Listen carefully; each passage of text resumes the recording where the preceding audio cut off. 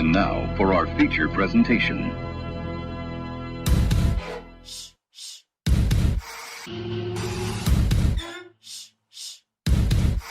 You're listening to the JB and Goldwater Show.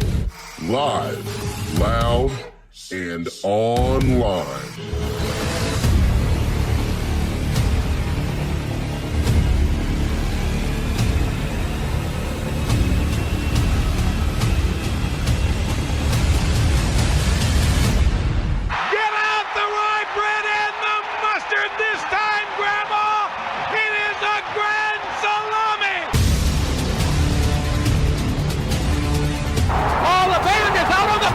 He's going to go into the end zone. Puts it up.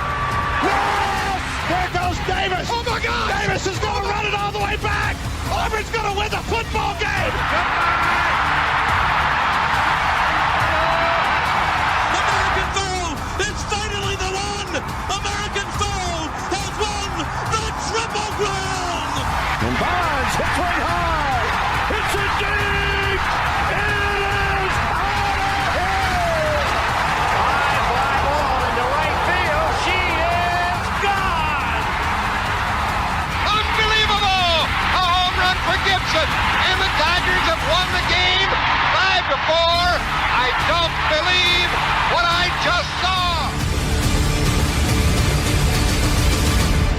Here are your hosts, Jamie Bradford and Darren Goldwater. All right, greetings and a good Thursday afternoon, and welcome aboard the JB and Goldwater Show, live, loud, and online, 12:02 p.m. on this rainy Thursday afternoon in the low country of South Carolina. Darren Goldwater to my left. I am Jamie Bradford. You can watch us on Facebook, YouTube, Twitter, and on Periscope, and of course, you can listen every day live for free on the Podbean app, jbandgoldwatershow.com. We are jam-packed full again today. It is the week that it's the gift that keeps on giving, as they say sometimes. That's right. I mean, who would have thought, right? You know, you start a show in the middle of a pandemic and there just isn't enough time in the day to talk about everything. I know. The common question that people ask me is, how do you have something to talk about? Well, easily. We always have something. How do we not is more the question now.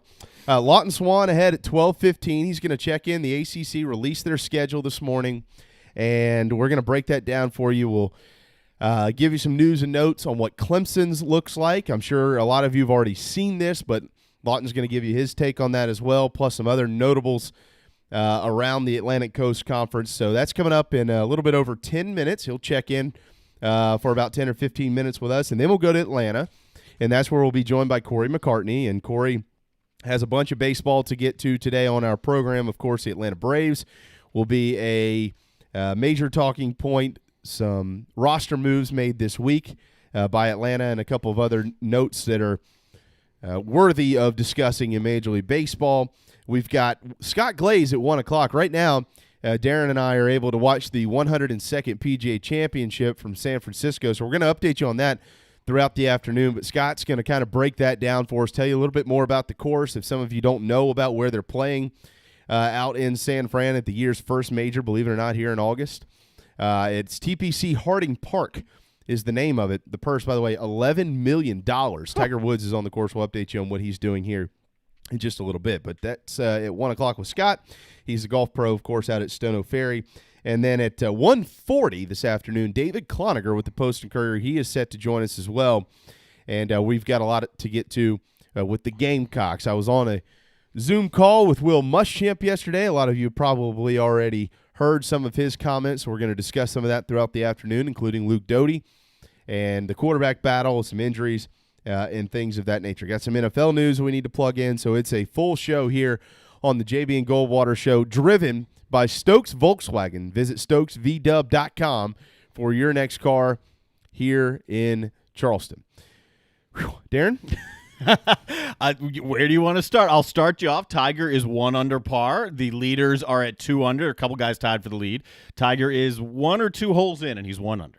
Yeah, the leaders right now, Scotty Scheffler and Daniel Berger, both 2 under. Scheffler's through 8, Berger's through 4. Brian Harmon, C.T. Pan, Rory Sabatini, Sung Kang, Tony Finau, Jason Day, Xander Schauffele, Bud Cauley, Zach Johnson, Gary Woodland, Rafael Cabrera Bello, Dustin Johnson, Justin Rose, Alexander Noren, Danny Lee, Justin Thomas, Rory McIlroy, Tiger Woods, all at 1 under. And that group is playing together. The last three I just mentioned, JT, Rory, and Tiger, they did start on the back nine. The back nine begins with a par 5 on 10, and all three chipped in a 4. Tiger, though, off the tee, people said, oh, that's not good. But nice save for birdie for Tiger Woods. Who did Scott pick this week? Do you know? Scott has not picked yet, so we'll let him pick when he's on with us in about an hour.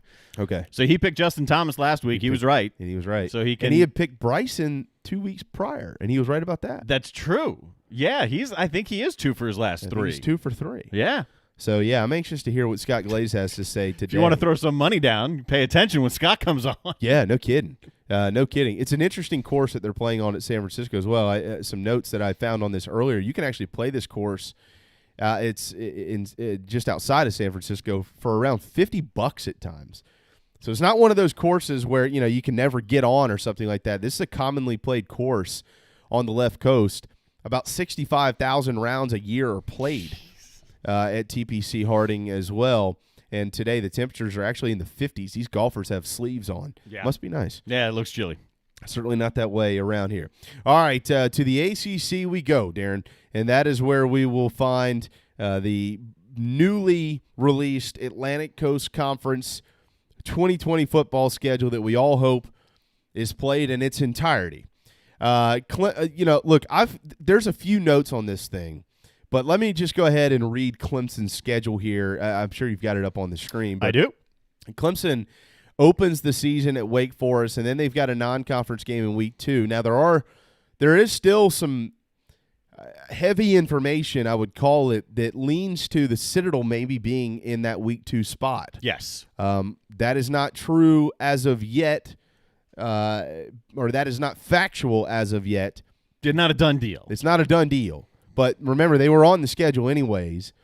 There is another SoCon team that is playing an ACC opponent this year. Samford is a bunch of them actually on the schedule somewhere. Yeah, no, there are a bunch of Southern Conference schools that VMI, have benefited. Virginia. Yeah. Yep, absolutely. Samford is going to be playing Florida State, I believe. Florida State, there you go. Yeah. Week 2. They've got them in week 2, but the Southern Conference has benefited pretty well. Liberty, out of obviously the Sun Belt, I guess they're independent now. They've benefited as well. They've slotted in, I think, 3 different times. Okay. Yeah, so the Citadel could add to that growing group of SoCon teams that are finding major games. Of course, again, they were on the original Clemson schedule and could still be. Hopefully we'll get that information really quickly because the rest of the schedule is out. But here is the rest of the schedule. They'll open at Wake Forest. They will host a non-con game in week 2. Week 3 for the Tigers, which is September the 26th, is an open date. They are one of 7 teams in the ACC to be open that weekend, and that is also the opening weekend for the SEC, which is interesting. So you'll probably see a lot of SEC across the 4-letter network that weekend. Week 4 for the Tigers, they will host Virginia. And then the following week, October the 10th, Miami, the Hurricanes, they'll come to town. Week 6, Clemson at Georgia Tech, and then they'll return home on the 24th of October to play host to Syracuse. And then on Halloween, Boston College will be welcomed into Death Valley. And then the end of the schedule, the month of November, is a challenge. And I think for the first time in quite some time, Clemson's got battles on their hand in the final month of the season. They'll keep the same date with Notre Dame.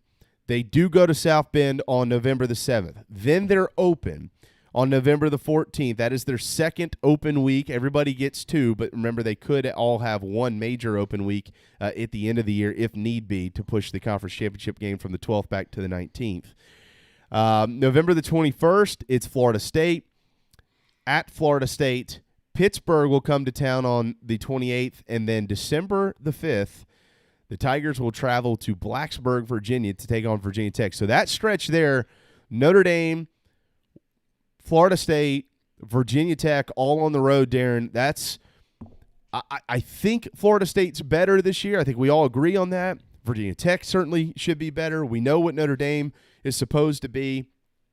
That 3 out of 4 stretch right there is it's not the toughest in the country or anything like that, but it's definitely a challenge because, number one, they're pretty good teams. Number two, they're all on the road. It's a stretch that I don't think we've seen the Tigers have in a couple of years. Since they became this national power and the ACC hasn't been able to keep up with them, they haven't had a month-long stretch like this. I mean, look, on the road, Notre Dame, Florida State, and Virginia Tech are 3 of your last 4 games. Yeah. Virginia Tech could very well win the Coastal. They'll compete for it, that's for sure. Mm-hmm.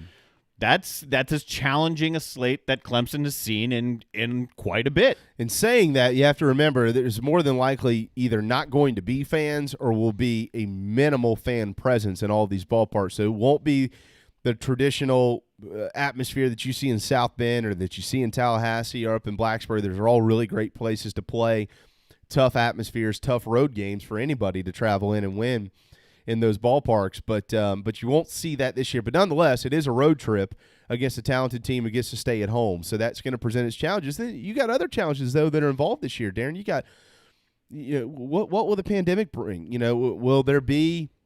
Will Clemson be missing any players? You're going to get an update from Lawton here in a few minutes. There were some that weren't in weigh-in yesterday, notable names. Dabo's going to address that tonight. Do you have anybody banged up that time of the year? You just don't know what could unfold this year. Are you having to move some games around? Has the chaos of the season taken its toll on a football team? I don't know. I do think Clemson should still get through this season unscathed. But there might be some closer ball games than when we originally looked at their schedule. I'm sticking to my thought. I don't think they go through undefeated. I think there's a hurdle, and this adds more credence to my belief right there. That last 4-game stretch, look, Pittsburgh's giving them a scare every now and then. I don't think that'll happen this year, especially not at Clemson. But going to Notre Dame, Florida State, and Virginia Tech, that's a real tough stretch. I don't think they go through that 3-0. I just don't. Yeah, might not. Pittsburgh, who was that lone home game for the Tigers in November, they'll open the season and play 7 straight without a bye. So they did not get any favors by virtue of the ACC. 7 in a row. And Pittsburgh will also, Darren, they're going to end the season, their final 2 games, Virginia Tech and then at Clemson. So actually when they come back off of that open date, the stretch is this. They go to Tallahassee, they go to Georgia Tech, they come home for Virginia Tech, and then they're on the road at Clemson. So you don't get an open date if you're Pittsburgh for 7 weeks, and then after that open date, 3 of the 4 are on the road, and 2 of those 3 are Florida State and Clemson. What's the schedule that sticks out to you as maybe the one that could have the most impact on the championship race in the ACC? North Carolina. Yeah. North Carolina, because the way they were going to start, they had Auburn and Central Florida to open the season, and now it's Syracuse, a non-con game. They're open, and then they go to Boston College. So we were looking at North Carolina before saying probably 1-1, maybe 0-2. Could be 2-0, but that'd be a hell of a start. But 1-1 was – now you're looking at this saying, okay, 3-0. But I say that to say this. The beginning has been replaced by the end. Mm-hmm. Because for Chapel Hill on a Friday night, November the 27th, which, of course, is the weekend of the 28th, they will now host Notre Dame. And then December the 5th, they'll travel to Miami. So those 2 games there could very well decide who ends up playing Clemson in the ACC championship game. You do still think Clemson's going to be in the ACC championship? Okay. Yes, right. And I agree with you. And I think that backstretch for North Carolina, we've got their schedule up on the screen right now. That last 2 games, it could very well come down. It could come down to that. Notre Dame has a relatively easier front half of their schedule. When you get down here towards the end, if North Carolina is at least close to the team that a lot of people think they're going to be, then they should be playing their best at that time. And those last 2 games are going to have everything to say about who's going to be in that ACC championship. Yeah. And speaking of North Carolina, traditionally at the end of the season, they'll play NC State. They'll actually play that game in Chapel Hill on October the 24th. And Virginia Tech, which usually, of course, is played in rivalry weekend as well, That one now scheduled in Blacksburg, September the 19th. And I like that. That's very similar to what the Big Ten did with Ohio State and Michigan, because they basically said, look, if we don't play an entire season, let's get these rivalry games in. So it's as early as Ohio State and Michigan have played and forever, basically. And same story with Virginia Tech and Virginia. Same general idea. I'm assuming that's the logic behind it. Lawton Swan set to join us here momentarily. Here are the non-conference opponents added into the ACC schedule this year. Miami, they draw UAB, Florida State, Samford, Boston College gets Ohio, Louisville gets Western Kentucky, Pitt gets Miami of Ohio, Virginia and VMI. Georgia Tech, toughie here. They've got Central Florida as their non-conference game. Notre Dame will play Western Michigan, and here's why that's significant. They won't play Navy for the first time since they started the series in 1927. So no Notre Dame Navy for the first time ever in their series. By the way, of note in that series, between I think it was 1964 and 2007, Notre Dame won 43 games in a row. But the streak was broken. Now the streaks are really broken because they're not going to play this year. Wake Forest gets Old Dominion, Syracuse and Liberty, Duke and Charlotte, NC State. They'll also play Liberty. Liberty's winning by virtue of a couple ACC opponents. Guess who else? Virginia Tech, Liberty. They got them as well. North Carolina, Clemson have not announced. But we could get news on that soon, and Lawton Swan might have that news. He joins us now. Double dose, double duty this week for our friend, the owner of ClemsonSportsTalk.com. Clemson Sports Talk airing live daily in Columbia from 4 to 6 p.m. Lawton, thanks, man. I appreciate you jumping on in short notice. Man, guys, I tell you, it's a fluid time, but yeah, I'm happy to be with you. Sure is. All right, so here we are. The ACC schedule is out. What is your initial takeaway when it pertains specifically to Clemson as compared to what they previously were scheduled to play? I mean, yeah, it's really not all that different. I kind of think that the stability at Wake Forest is better than Georgia Tech at this point, so the opener might be deemed a little bit tougher from the standpoint of what you know about Dave Clawson's squad by comparison to Jeff Collins at Georgia Tech right now. But I think for Clemson fans, not a huge ordeal in that front, because I think traditionally Wake Forest is sort of seen as beneath the rest of the conference to a degree in terms of talent. But Clawson's done a good job there, so I think the opener is about on par with what you had at Georgia Tech out of the gates anyway. And plus, you know, none of these games really are going to factor in terms of the environment. So right. It's not like Georgia Tech was going to be louder than Wake Forest, in my opinion. I mean, every game's probably going to have limited amount of fans. But, you know, from that standpoint, about the same. I think it's interesting that September the 19th is the opener, and there's no name on there. Two teams in the Atlantic Coast Conference didn't have a non-conference opponent named. One being Clemson, the other being North Carolina. So from that standpoint, I found that interesting because South Carolina, as I'm aware, doesn't have a game on September the 19th. Their season doesn't start till the following week. I think they're going to keep the hope alive that game somehow gets played out. It would come down to the state legislature, I would assume. What about the Citadel, though, falling into that bye week right now for Clemson? Because we're hearing a lot about that. I've been hearing that from the very beginning of this whole thing, that the Citadel were pretty confident that game would remain on the schedule, and we're still hearing that now.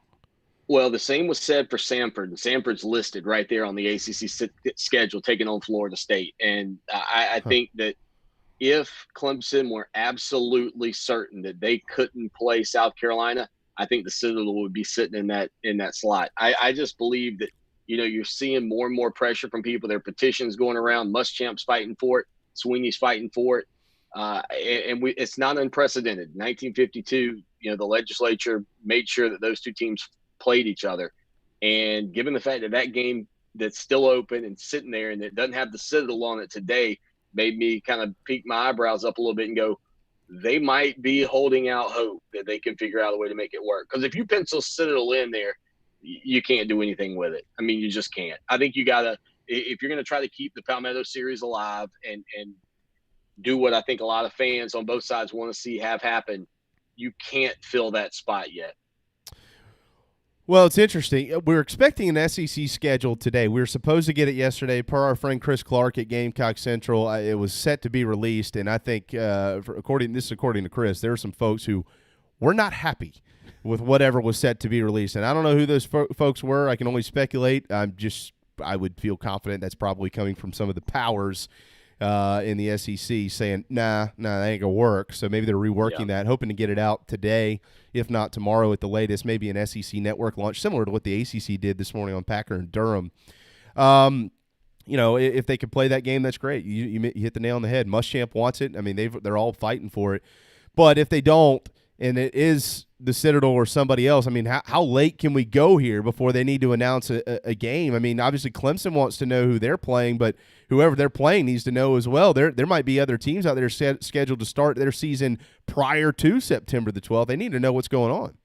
Oh, I agree. And I don't think they have an infinite amount of time, obviously, but I think they are going to let it ride as long as they can. And, if that game, and this is kind of what I was talking to my sister earlier because she called about it. She was so up in arms about Clemson and South Carolina not playing. And I said, look, here's the thing. That game is before the SEC season. I said, if that non-conference opponent matchup had been put later in the year, I'd go, yeah, all bets are off on Clemson and South Carolina at this point. I think it's over with. But, looking at it right now, I think they're trying to keep hope alive, so to speak. I don't know that it'll happen, but I did find it very unique that only two teams. Now, the other one I couldn't figure out was North Carolina. Like I tried to kind of play that out in my head, what I thought that game was about, but I'm not sure. Lawton Swan, ClemsonSportsTalk.com. All right, we were expecting this, and this is breaking news, and not that this news is what will decide anything, but it's always nice to know what the coaches think, and the Amway coaches poll is out, and Clemson, Lawton, is preseason number 1 over Ohio State. Bama checks in at 3, Georgia 4, LSU 5, so 3 through 5 SEC teams there, but the Tigers 1. Here's the rest of the top 10. Oklahoma, Penn State at 7, Florida at 8, Oregon at 9, and Notre Dame at number 10. So I'm not surprised to see Clemson at 1. I think we all pretty much knew coming into the year Ohio State and Clemson in some way, shape, or form in every poll would be 1 or 2. But what is neat is to see Notre Dame there in the top 10, maybe by the coaches. Hopefully this could be a top 10 matchup come November the 7th, which would set off an incredible streak of road games to finish the year for the Tigers. There is Pittsburgh coming to town on the 28th. Don't want to forget about them. But I think, Lawton, and you'll have to refresh my memory if I'm wrong here, for the first time in quite some time, Clemson's going to finish the year. I know there won't be fans in the stands, but Virginia Tech and Florida State should be better this year. So Notre Dame, Florida State, Vatech in Blacksburg, that's a challenging stretch for the Tigers. Oh, yeah, it is. And you mentioned Notre Dame being there in the top 10. By that time, they could be a top 5 team if they go through the Atlantic Coast Conference. So you could have a top 5 matchup potentially, maybe even higher than that. It could be a top 3 or 4 matchup by November the 7th if both teams handle their business. So we'll see on that front.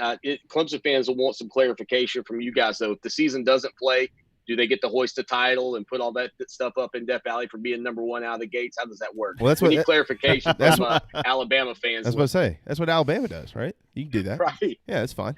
Well, I mean, look, Central Florida claimed one. Clemson's actually won a couple. They have every right to claim one now. So, sure, why not? Do it. Why not? Well, you just made a really good point here. Because when you let's compare this Clemson Notre Dame schedule real quick. Is there a stumbling block before Notre Dame for Clemson?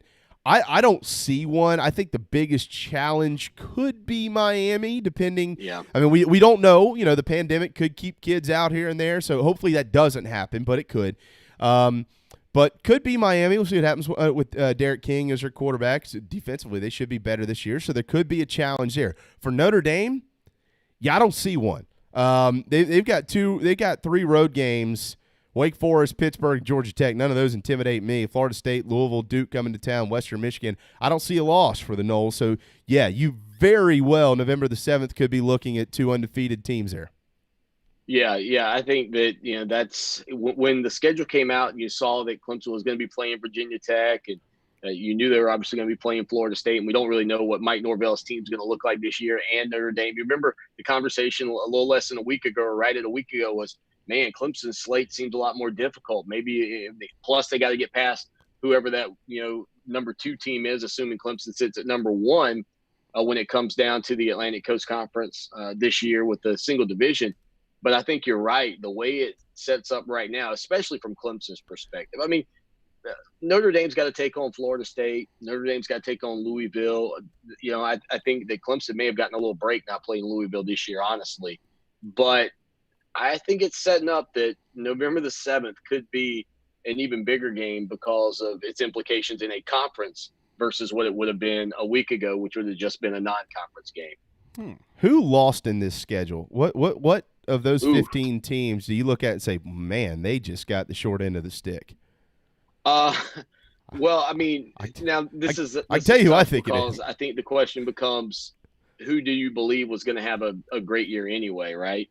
Wake Forest has got a tough slate, man. They play Clemson and Notre Dame in the first 3 weeks of the season.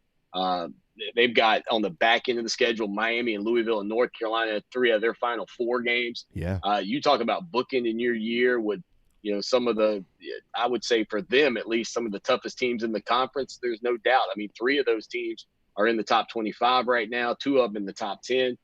And I think Louisville is going to surprise a lot of people this year. I think Scott Satterfield in year 2, I think he showed some stability a year ago, and I don't think that's going away.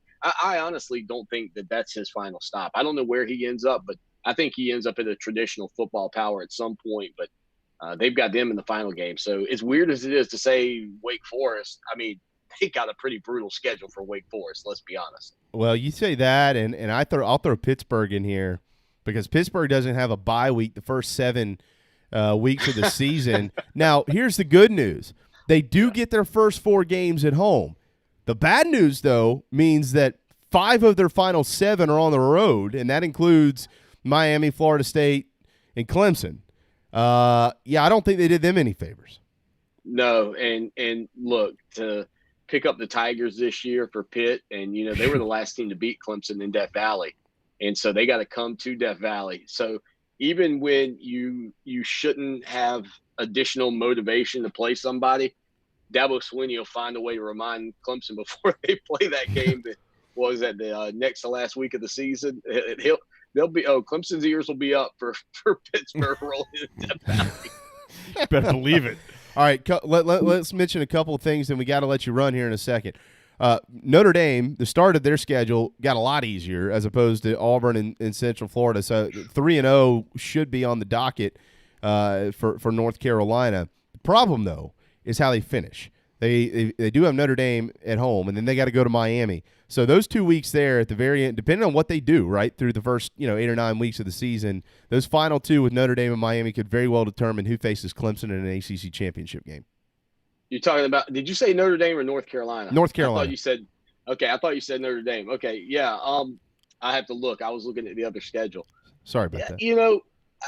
I think from that standpoint, North Carolina, this is a proving ground year for Mac Brown. I mean, it really is because, when we talk about those traditional football powers in the ACC, we don't talk about and reference North Carolina the way we used to, even though this year could be a bit of an outlier for them. But, to look at the way things set up for them, can you imagine if they do end up playing Clemson in the ACC championship game, if they are the team that manages to and again, this is all assuming Clemson gets there first and foremost. I shouldn't be so presumptuous about what the Tigers will do nonetheless. But, if North Carolina can get through that schedule, including a matchup with Notre Dame in the league, I mean, that does a lot for them in terms, I think, of their national profile this year. And not to mention they've got games against Virginia Tech, Florida State. And I think you guys would agree, even NC State, who's supposed to be down this year and probably will be down this year, is traditionally seen as more of a football-focused school than North Carolina. So, I mean, they've got a couple of games in front of them that if they could run through that schedule with a loss and still figure out their way into the ACC championship, or even perhaps go undefeated through their slate of games and end up in the ACC championship, that would do a lot for Mac Brown and his program in year 2. Lawton, I'm just going to throw this at you here. Jeff Hartzell, who covers the Citadel as well as anyone covers any team down here for the Post and Courier, he points out during our conversation that Citadel and Charleston Southern are scheduled to play on September 19th as it stands right now. So, as Jeff says, there are conversations ongoing right now to see if that game can get moved, but that's another one of the hurdles for Citadel and Clemson. Well, and that would further the point, and I didn't even realize that, so that's good. I appreciate Jeff chiming in because, I mean, I really believe that date right now for Clemson and South Carolina fans is that they are going to fight to make that game happen before the SEC season kicks off. And listen, in this state, you could pass a hat and pay whatever fine the SEC wants to put on South Carolina for playing a game outside of the conference schedule. Be like the old school church goers. We just pass it on around and pay for that fine. Yeah, well, that's true until South Carolina loses, and then they're going to want their money back. But that's for another day. All right, before we let you run here, Dabo going to meet with the media tonight at 6:45. There has been some speculation with guys not at the weigh-in yesterday, like Xavier Thomas, as you. Is there any reason to speculate, to go as far as saying, well, they could be opting out and things like that? I don't think it would have been as big of a deal until somebody asked about it. And basically the question was deferred to Coach Sweeney tonight, which is rare to not really get an answer sometimes when you ask one like that. So is there any speculation? Or should we speculate, or we just need to be calm and wait and see what Dabo says? I'm going to go on two fronts. I'm going to say wait and be calm because my initial gut when I saw that there were a couple of players out, I'm like, well, maybe they tested positive for COVID-19. It's not like Clemson can put that out there and say, hey, those guys were positive this week. We didn't have them around for the weigh-in. But I think if you want to look at, a guy like Xavier Thomas and maybe some of the things you've seen from his attitude in the past a little bit and some of those things, I'm not telling you this kid's not all in. But I think that if there were going to be a name on there that had a mark back, like JoJo and Sage Ennis, I'm not really worried about. My assumption would be that those guys may have actually been sick or whatever. And I don't know how you handle this if you're Sweeney, because I don't think you can actually say it. You can just say they weren't feeling well, I guess. But from the standpoint of Thomas, I am very interested to see where this goes. And that defensive line for Clemson was a strength. I know people were critical of his play last year. I'll be honest, I thought the kid put the team above himself. I mean, that was kind of my attitude watching him, realizing that Clemson was doing some things defensively on that front line under Brent Venable's schemes with some 3-down looks and asking him to do more containing than pressuring off the edge. And so I kind of felt like, hey, maybe he was maturing a little bit. So I'm still hesitant on that front, but I have heard some things that make me think maybe there's more to this story. But we'll know tonight about 6:45 when Dabo Sweeney fires up the Zoom meeting. No doubt about that. Expecting a lot of information in that one tonight. Lawton, we'll be keeping our eyes on your Twitter pages. Hopefully people keep their ears tuned in to what you've got to say between 4 and 6 o'clock today. Fox Sports Radio 1400 in the Midlands, also available in Florence. ClemsonSportsTalk.com daily. Lawton Swan, you can find him on Twitter at Clemson Sports. Thank you so much, brother. I really appreciate the short notice jumping in here. But guess what? In a few days, we get to do this again on Monday. Dude, I tell you what, y'all enjoy the weekend and keep turning over these schedules. It's amazing how, my mind's hurting from all the stuff I've had to digest the past week and a half. I know. It's fine. I know. Keep giving us that red meat to talk about, man. Keep throwing it out at us. Let's go. Carrie asked me yesterday, she said, you've had your phone around so much lately. Can you please put it down? I'm like, yes, I can.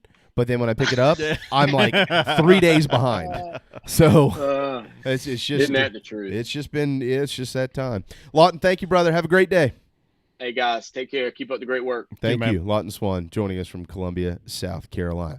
All right, time for a timeout. Dustin Johnson has climbed into the lead. He is at 2 under with Bud Cauley and Scotty Scheffler.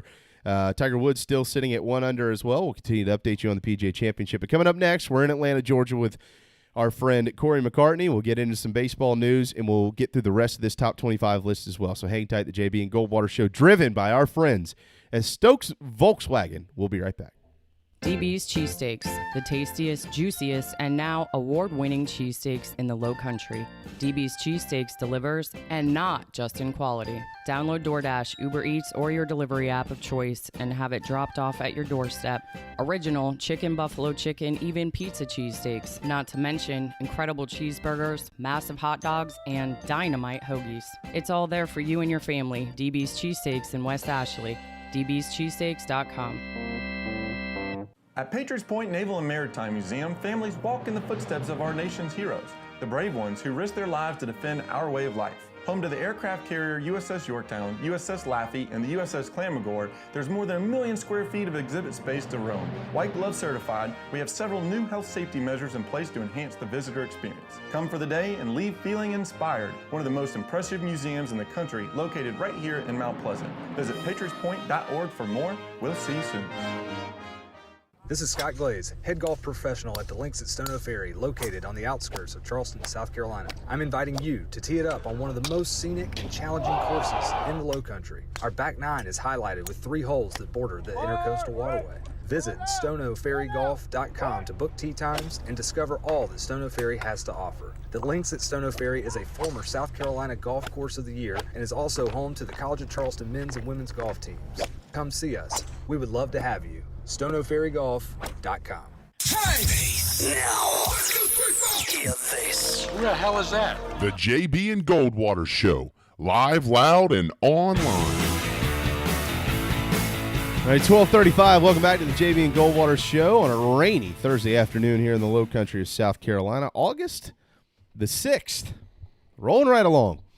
Darren to my left, I am Jamie Corey McCartney, joining us live from Atlanta, Georgia. Hey, Corey. Can he hear us? He should be able to hear us. You there? Might hear him now. Corey? I don't know. You there, buddy? I see you. Got me? Yeah, okay, there you go. How are you? Yeah, we're having audio issues. What's going on? Oh, yeah, that's technology these days. They give you so much to play with, and then you start playing with it all, and you realize that some of it doesn't work sometimes. Yeah, that's like parenthood. Well, that's true. It's exactly like parenthood. Real quick, Corey, before we get you in here on baseball, let me quickly run through the rest of this top 25. I just mentioned the top 10, but I can quickly refresh that again if I need to. Where did my top 10 go? Here you go. I got you. 10's Notre Dame. You got that. 11's Auburn. 12's Wisconsin. A&M of Texas. 13, the other Texas. Sorry, guys, at the Longhorns. They're 14. Michigan's 15. Oklahoma State 16. Southern Cal is 17. Minnesota comes in at 18. UNC 19. Utah 20. And then the rest of the top 25 is Central Florida, Cincinnati. Iowa comes in. Virginia Tech at 24, Iowa State 25. All right, 4 teams out of the ACC, 6 out of the SEC, and the SEC does have 4 in the top 10 with Bama, Georgia, LSU, and Florida at 8. Auburn at 11, A&M at 13. So top heavy for the Southeastern Conference. Knocking on the door is Tennessee at 26, and Kentucky is at number 29 as voted on by the coaches. Well, you're a Heisman voter, and believe it or not, Corey actually knows a little bit about college football as well. Anything in that top 25 mean anything to you right now? Well, I thought we were going to try to figure out how many of those teams are actually going to play football in 2020. Hey, don't spoil our fun all now. Of them are. What are you talking about? All of them are. I will tell you, I'm interested in Notre Dame. I think the fact that they're going full in on an ACC schedule, and certainly the ACC is going to be top heavy, as we know, in 2020. So can they? And they're going to be a nugget there with the number 1 team in the country in Clemson. So what is Brian Kelly going to bring out in the field this year? And it's what we asked of Notre Dame, or what we've wanted for Notre Dame for decades now is a collective people watching college football and watching them pick and choose their schedule and get an opportunity to kind of trump things up. What are they going to do with a real conference schedule? I think this could be really fascinating. Yeah, we just went through the Clemson Notre Dame schedules. Pretty much line by line in that last segment with Lawton Swan, and both of them should be undefeated on November the 7th for that game in South Bend, and you could be looking at a top 5 matchup. Clemson on the road in a regular season top 5, top 6 matchup. You don't hear that much. No, you don't. I mean, obviously they played Georgia. We've seen that matchup there, but this is not typical protocol for them. I mean, it's. You get USC, obviously. That's something that they've had some massive games with, over these last decades. But by and large, these have not been the games that they've have set up. So I think this is going to be really interesting. I mean, is this going to be? Are we going to be in the same situation next year? And if this goes multiple seasons, is it going to be really difficult for Notre Dame to pull out of this thing if they're kind of already leaning towards ACC in this regard? So I think maybe as we talk about with baseball, is this going to just give us a glimpse of what's to come? We know that the NBC contract's always been in Notre Dame's corner in terms of them staying neutral. But this is going to be a lot of fun to watch. On Twitter at Corey J. McCartney, make sure you follow him. Everybody, pause. Tigers in the lead. 2 under through 4. Let's stop the tournament, give him the trophy, and move on so we can get this majors thing out of the way. All right, Corey, before we get to the Atlanta Braves, let's talk about the Marlins, because, when all this started, you're as much of a baseball guy as anybody in America, so you're going to know exactly what I'm saying. When all this started, obviously some of us were fearful, like, oh no, could this be the beginning of the end? I don't know, but you still wanted to wait and see approach. Let's let it play itself out. And then you had some folks out there writing things like, oh, they should cancel the Marlins season. This is a glorified independent league team. Yeah, well, you know what? They're back, and they're 3-0 since they've been back, and they're pitching lights out. They won a doubleheader yesterday. They're 5-1. And, I just think it's a total disservice and just a slap in the face to the kids that made the taxi squad. That's why you're there. If this happened, that's why you're there, to get called up and go play. But they're 3-0 since returning. Now, will they sustain this? I don't know. Probably not. But they are 3-0 since returning, which means you actually can win a baseball game with guys who are not on the original 25. So what is your take on just how this has unfolded for Miami with what they've been through and with what they've got to deal with right now and maybe what could come in the future? Could they be some type of player in the East? Yeah, obviously right now they've got the lead in the division. I don't think anybody would, regardless of if they've only, played a handful of games at this point, the fact that we're talking about this team in particular being in the lead in this division, not only from, what we expected them from all preseason prognostications, but the fact that they went through what they did with the COVID-19 epidemic running through their clubhouse. It's just such a crazy story. I mean, think about what Eddie Alvarez is, a guy that used to be an Olympic speed skater, is now playing for this team. Obviously, you mentioned, what they're doing pitching wise, and the schedule is going to heat up for them. Certainly, they still playing the Orioles right now, but then you get the Mets and the Blue Jays. Then they get the Braves. The Braves are coming to Miami for 3 games next weekend. So, we could see them kind of fall back to earth and regress a little bit, but. I think I saw that they used 40 players the last time they won the World Series. And certainly when you think about the guys that they are down, they're trending and getting to that number very close already in this shortened season. But, a great story when you start thinking about, how, as you mentioned it, everybody was ready to pull the plug on baseball and Miami was at the forefront of those conversations. Yeah, Corey, I actually saw somewhere that I think Miami had 58 guys or something along those lines that they – I guess had the ability to use because of some that I guess are still on the active roster but are with the COVID protocols and the guys that they've brought up. But aside from that, something alarming has started to pop up in baseball, and it's a trend that I first noticed a couple days ago in a tweet and then saw it again in an article in The Athletic today. Pitchers getting hurt at an alarming rate in terms of the beginning parts of the season. Where can we go from here? Have you been seeing and obviously reading the same type of things? Yeah, I mean, I was listening to MLB Network Radio yesterday, and there's no one better when you start talking about medical issues in pitchers, and you hear from Dr. James Andrews. Yep. And, he was, talking about how when you think about spring training and the duration of spring training is the duration of spring training for a reason. Especially with pitchers, you have any amount of time to build your arm up, to build up that endurance. And now you're taking them and going and starting them, stopping them, starting them again, and then expecting them very quickly to ramp back up into game action. So a lot of that is the reasons that we're seeing the kind of issues that we are with guys. There's really nothing the teams could have done unless they could have went and expanded summer camp for even longer. But one of the other variables at play here is not only what this means for 2020, but what it means for 2021. Because when you start thinking about a small amount of innings pitched for guys this year, if they get 12 starts, what's that going to mean for 2021 when they want to go back out there and expect these guys to make a run at 200 innings? So I think there's going to be, especially younger pitchers too, when you're still trying to build those guys up, this could have multiple year impact on arms throughout the league. On Twitter at Corey J. McCartney. All right, to the Braves we turn. You mentioned injuries, and the Braves have more of them. Ozzie Albies, Matt Adams, they're now both on the injured list, and Nick Markakis is officially back on the roster. Alex Jackson, he's also been recalled. So certainly, damaging to the Braves from a lineup standpoint. But let me ask you this question as it pertains to Ronald Acuna Jr. and specifically with Ozzie Albies traditionally hitting in that 2-hole. Now you're going to probably move. I think Dansby was there last night. Yeah. Probably going to hit Dansby in the 2-hole, at least for the foreseeable future. Acuna had gotten hot. Going into last night's game, he was 7 of his last 15 with 3 doubles and a home run, so a little bit more typical of what we're used to seeing from him. But, Dansby has been at the bottom end of the lineup for quite some time because that's where he's comfortable hitting, Corey. So with moving him to the 2-hole, how much of an impact do you think that has on how guys pitch to Ronald Acuna Jr., specifically, though, later on in ball games? You're a leadoff guy, first at bat of the game.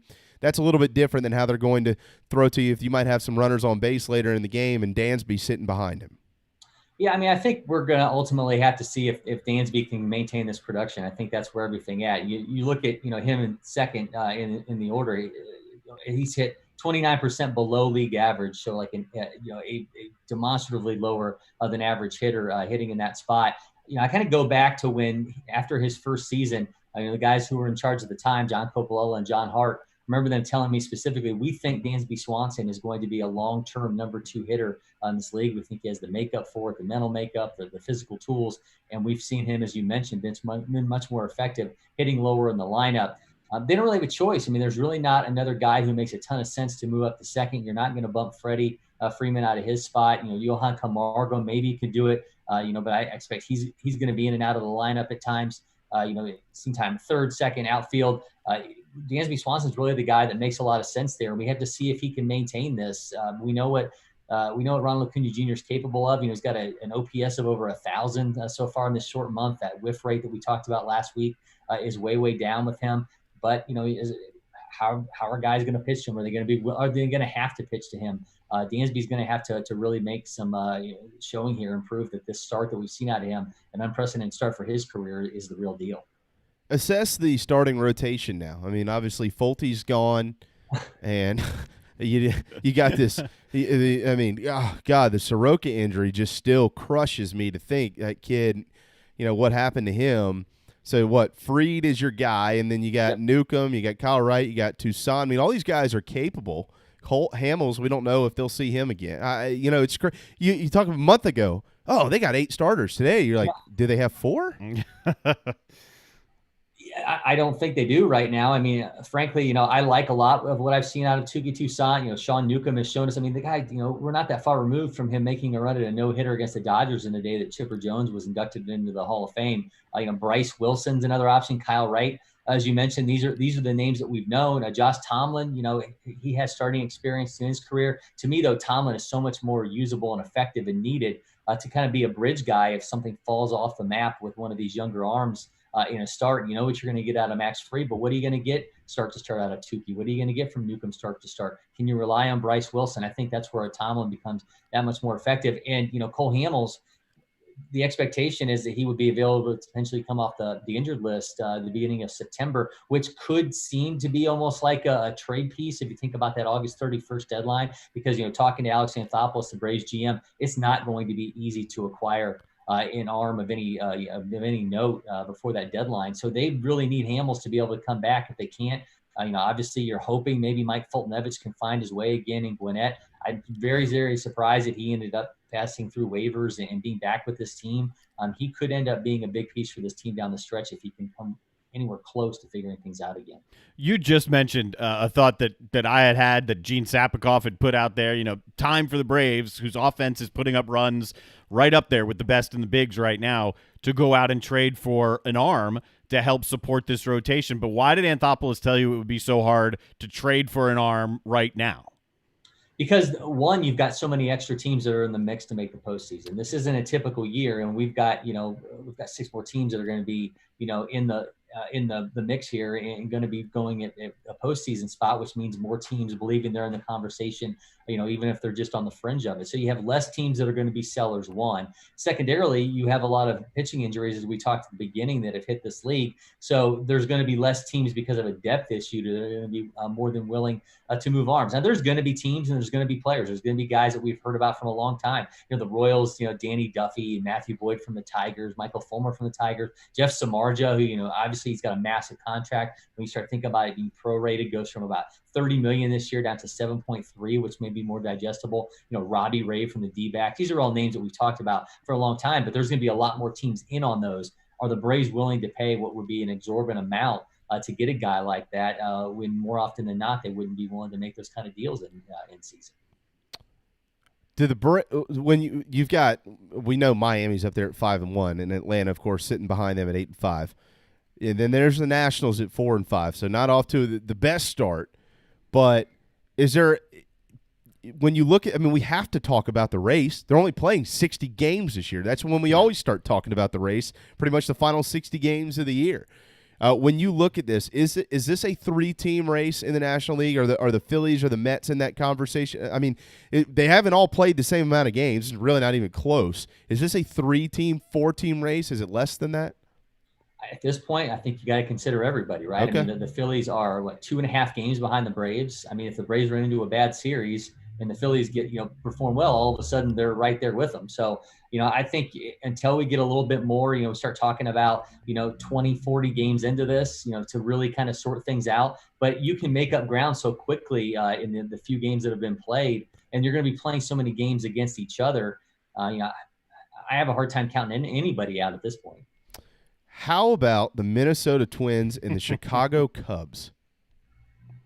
Yeah, I mean, this Twins team, what are they, plus 30, plus 33 in plus 30 in run differential, which leads the American League. As much as everyone's enamored with this start that Aaron Judge, this MVP type run that we've seen out of him. The Twins are just up and down the lineup, just bashing the ball. And then the Cubs, this pitching staff of theirs has been unbelievable. And, despite the fact that their bullpen has been horrendous, they were fine last night. They were serviceable.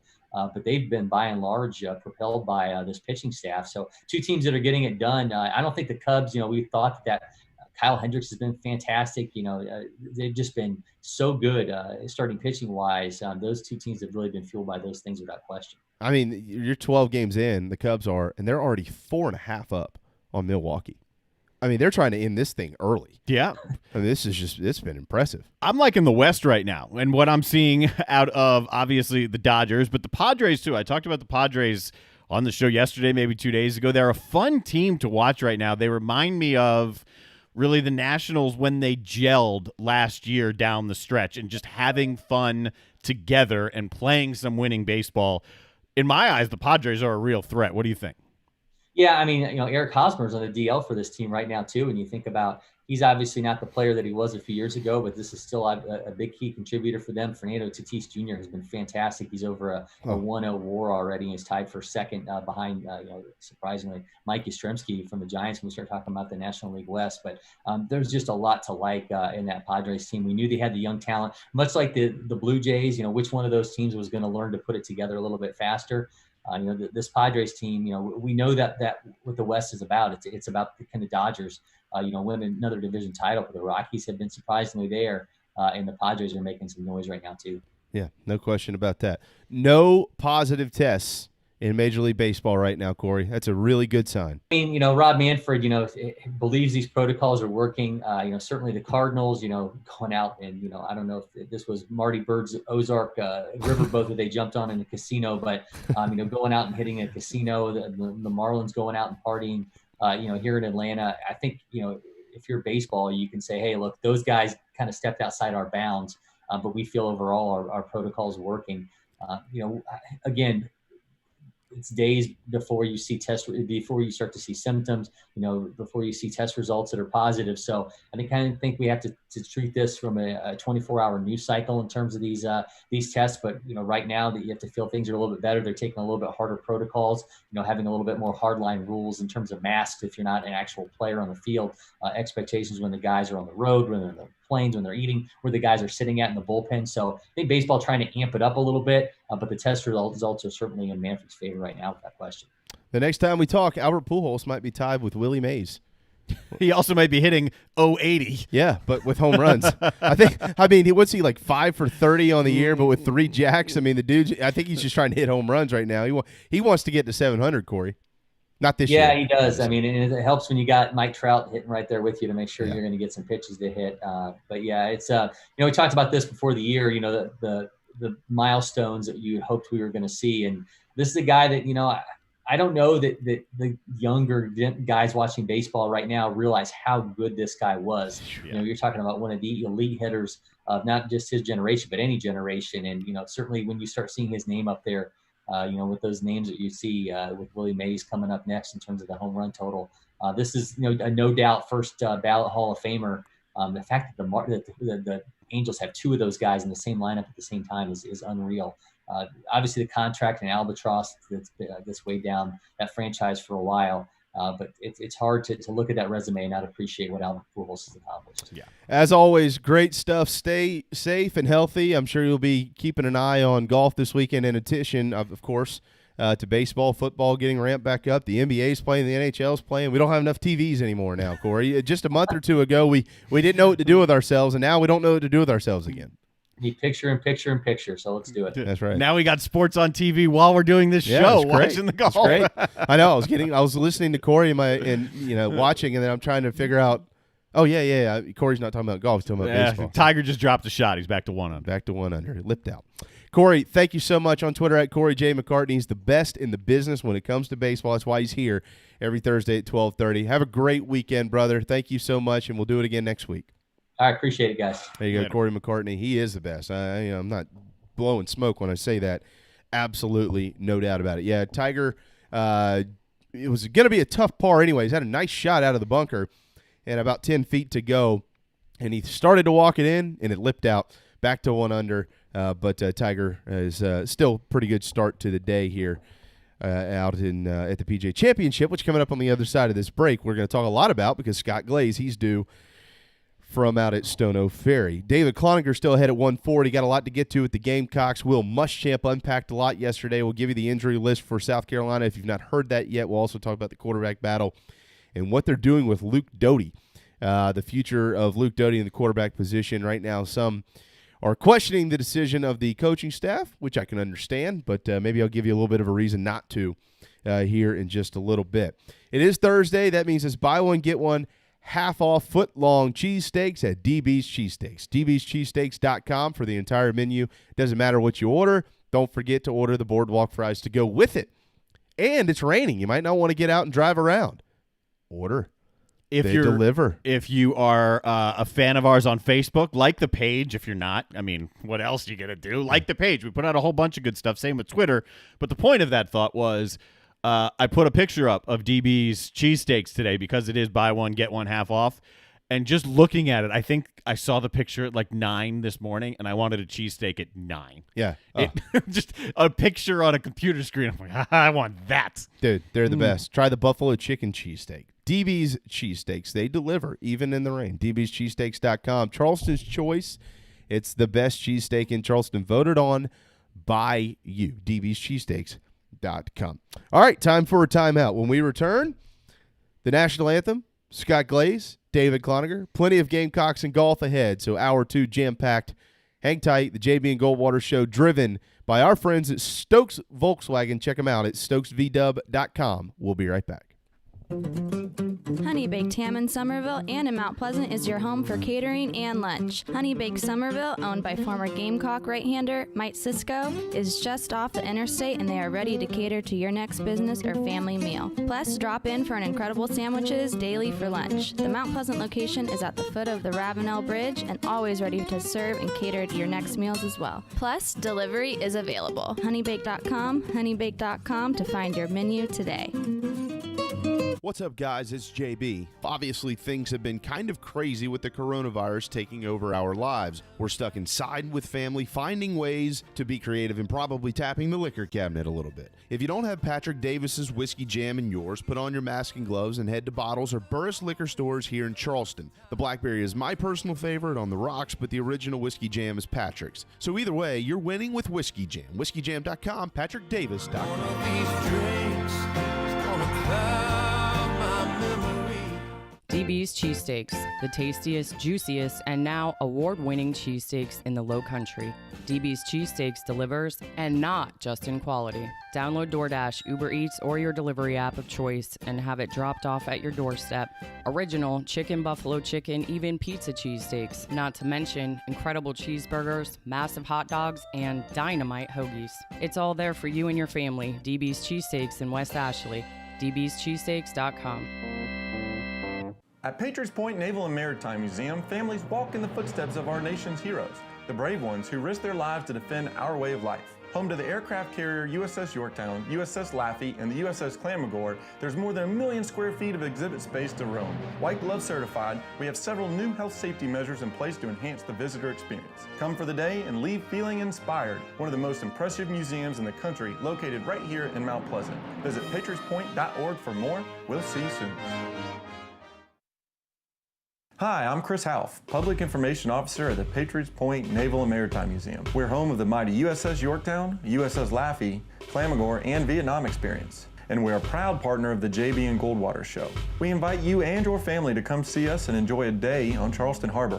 Visit patriotspoint.org for more information. And now, it is my honor to present the National Anthem.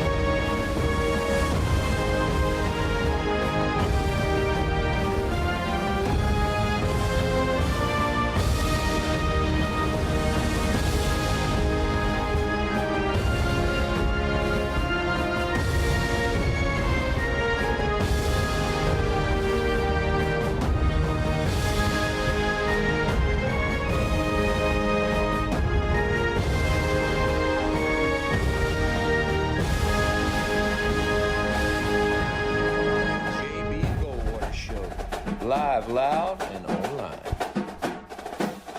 1:01 p.m. Thursday afternoon, August the 6th. Welcome back to the JB and Goldwater Show, driven by Stokes Volkswagen. Peace and love at Stokes VW, stokesvdub.com. Darren Goldwater to my left. I am Jamie. You can listen every day on the Podbean app. You can watch us on Twitter, Facebook, YouTube, and Periscope, jbandgoldwatershow.com. You can always go back and listen to our programs once they're completed if you missed them in their entirety. iTunes, Apple Music, Spotify, you name it. We're out there on every platform available, and those are also available on our website. Just go to jbandgoldwatershow.com, and it'll take you right to anything that you might have missed here on our program. Like if you're listening on our program and you want to hear Scott Glaze, because he joins us today, usually at 1:30 on Thursday, but we've had to move him up today. By the way, our text line and call line is open. Not going to take any phone calls right now, but if you've got a golf question and you'd like to pass it along to Scott, in addition to our social media platforms, you can just text it, 843-321-8893, 843-321-8893, and you'll find that there are none better than this gentleman to talk golf. He's picked 2 of the last 3 winners on the tour, and we'll see who's got to choose today. Right now, Scotty, you got actually your brother, Scotty Scheffler. He's in the lead at 3 under. So is Bud Cauley, Zach Johnson, and Alexander Noren. They're all at 3 under. A host at 2 under. It used to be Tiger. He just dropped a shot. He is at 1 under, but notables in that 2 under group, Tony Finau and Jason Day. So Zach Johnson actually just birdied, so he is now in the lead alone at 4 under. Zach Johnson, wow, okay, Yep. so 4 under. That updated quicker than I can see it. Yeah, here, we'll but, see. Right off Kep- the screen over here is a big old TV with it on. Yeah, and Koepka, there we go. Koepka's just birdied. I need to be a little better on my my setup. I've got it just on another tab, but no, I since we're not going to be talking about this on Sunday, I made sure to wear my Tiger red today, just in honor of the cat. But for those of you who are watching, Scotty Scheffler playing well. Funny that you mentioned him. This guy, great talent, played at the University of Texas, been on tour for a couple of years. I just can't get over the fact that the dude still looks like he sleeps on the frat house couch. I mean, he looks, kind of sleepy, just is kind of moseying around, and he's in the lead of, or close to the lead now of a major championship. A lot of good golf going on. Beautiful golf course, TPC Harding Park. I think we get to really see that Northern California beauty a lot more without grandstands and spectators. So that's really nice. for the viewership. I think ESPN is doing a great job on their coverage right now, showing a lot of different shots. I really like their analysis with Andy North, David Duvall, so that's going to be really exciting to watch. And man, it's major championship golf. We've been waiting over a year. It's been something like 370 some odd days since there was last a major championship, and that was the Open Championship at Portrush last year. So it's exciting. Even in these strange times and no fans and with these guys wearing masks and whatnot, this is why you play the game. All right, do us a favor real quick though. Tell us about TPC Harding Park in San Francisco, because I was reading it's a par 70, 7,200 yards, a little over 7,200 yards. But I was telling Darren earlier, Scotty, that that ball. Wow, holy moly, who was that? I was telling Darren earlier that this morning I saw that this course, as beautiful as it is here, hosts about 65,000 rounds of golf a year, and you can play it at times for as little as $50. And you know, to the common golfer, somebody similar to myself or Darren here, you look at that and it's $90 to play at Stono Ferry. I mean, I know that courses and prices and things like that vary in different areas, don't necessarily translate to the PGA Tour at all. But to the common golfer, you think you could play a course that these guys are playing on for $50, and it's played on heavily all year long. So what is so great about this course, and why have they chosen to host the 2020 PGA Championship there? Well, they chose this spot, years ago. Gosh, we've got the PGA Championship booked out by the PGA all the way through, I think, 2031, which will be in Congressional. So Congo up there in D.C. already knows 11 years out they got a PGA Championship coming. So this has been a while in the making. TPC Harding Park is about 100 years old. And it's been one of the municipal courses of San Francisco. And it was that for a very long time. It came in, it went under the TPC umbrella, so to speak, that means it's operated by the PGA Tour, underwent renovation, restoration, really kind of beefed this golf course up to what it could be. And ever since 2005 has been hosting big time events. It hosted a WGC back in 2005. It's hosted several along the way. Also hosted a President's Cup, where we saw maybe the most iconic club twirl of Tiger's career that will probably get played a lot this week on the 18th hole TPC Harding Park. So in the last 15 years, it's really gotten a lot of exposure, but has maintained that Muni type feel. So it'd be like the municipal course here in Charleston, which is also undergoing a restoration. It will not be hosting any major championships, I don't believe, anytime soon. But same type feel of it being a municipal golf course, and you can come out and you can pay your daily rate and you can go out and play. What's interesting is that they hosted an event out here, actually 2 U.S. Opens ago at the Olympic Club, which is the famous club in San Francisco that has hosted many U.S. Opens. In 1998, they parked cars on TPC Harding Park to shuttle people to the U.S. Open. Well, in 2005, the first big-time event at TPC Harding Park, Tiger Woods beat John Daly in a playoff in that WGC tournament. And they brought up to John Daly about the fact that they used to park cars on this golf course and what he thought about that. And he said, I think they should be parking cars on Olympic Club, and we should be playing TPC Harding Park more often. So this is a really special, and that's a big soundbite right there, because the Olympic Club is one of the most prestigious courses and clubs in the country. This is a great golf course. It's going to be a great test. West Coast golf is way different than what we see here on the East Coast. They're playing on bent grass fairways and Poana greens, whereas on this side of the country we play on a lot of Bermuda grass, and the ball reacts a lot differently. So you're going to see guys who do well on the West Coast, Tiger Woods being one of them, the guy who I'm going to pick as my winner, one of them. You are going to see those guys maybe perform a little better this week than the guys from the South, so to speak. What is the difference in the Bermuda green and the Poana green? Because when I think of Poana around here, I think of weeds. Go out and rip that crap up, get it out of your yard. So what is the difference when you putt on those two types of grasses? So it is. Poana is a weed. But it's just cultivated on the West Coast in those climates. It just is going to grow better than everything else. So you see it at Pebble Beach. You're seeing it at Harding Park. You see it on a lot of these West Coast golf courses. Torrey Pines, which this golf course is very comparable to, and it is a weed. When it's mixed in with grass here in the Low Country, it's very obvious, and it's an eyesore. It's going to knock the ball offline. But however, when the entire green is Poana, it rolls very well. I think it's sticky, if that's a good way to put it, that the ball, once it starts to slow down, is really going to grab more, maybe break more. It also has the tendency, because of the way it grows in that kind of weed type fashion, it can get bumpy late in the afternoon as it has a full day's growth. So what we're seeing right now is the guys going out in the morning playing on these smooth greens that haven't had much daily growth, and the ball's going to roll a lot truer than it might late in the afternoon once it's had some growth and had some traffic on it, and we might see some putts start to bounce around a little bit. Nothing drastic, but certainly enough to maybe knock a putt offline, and that's going to be something that we need to keep in mind coming down the stretch on Saturday and Sunday,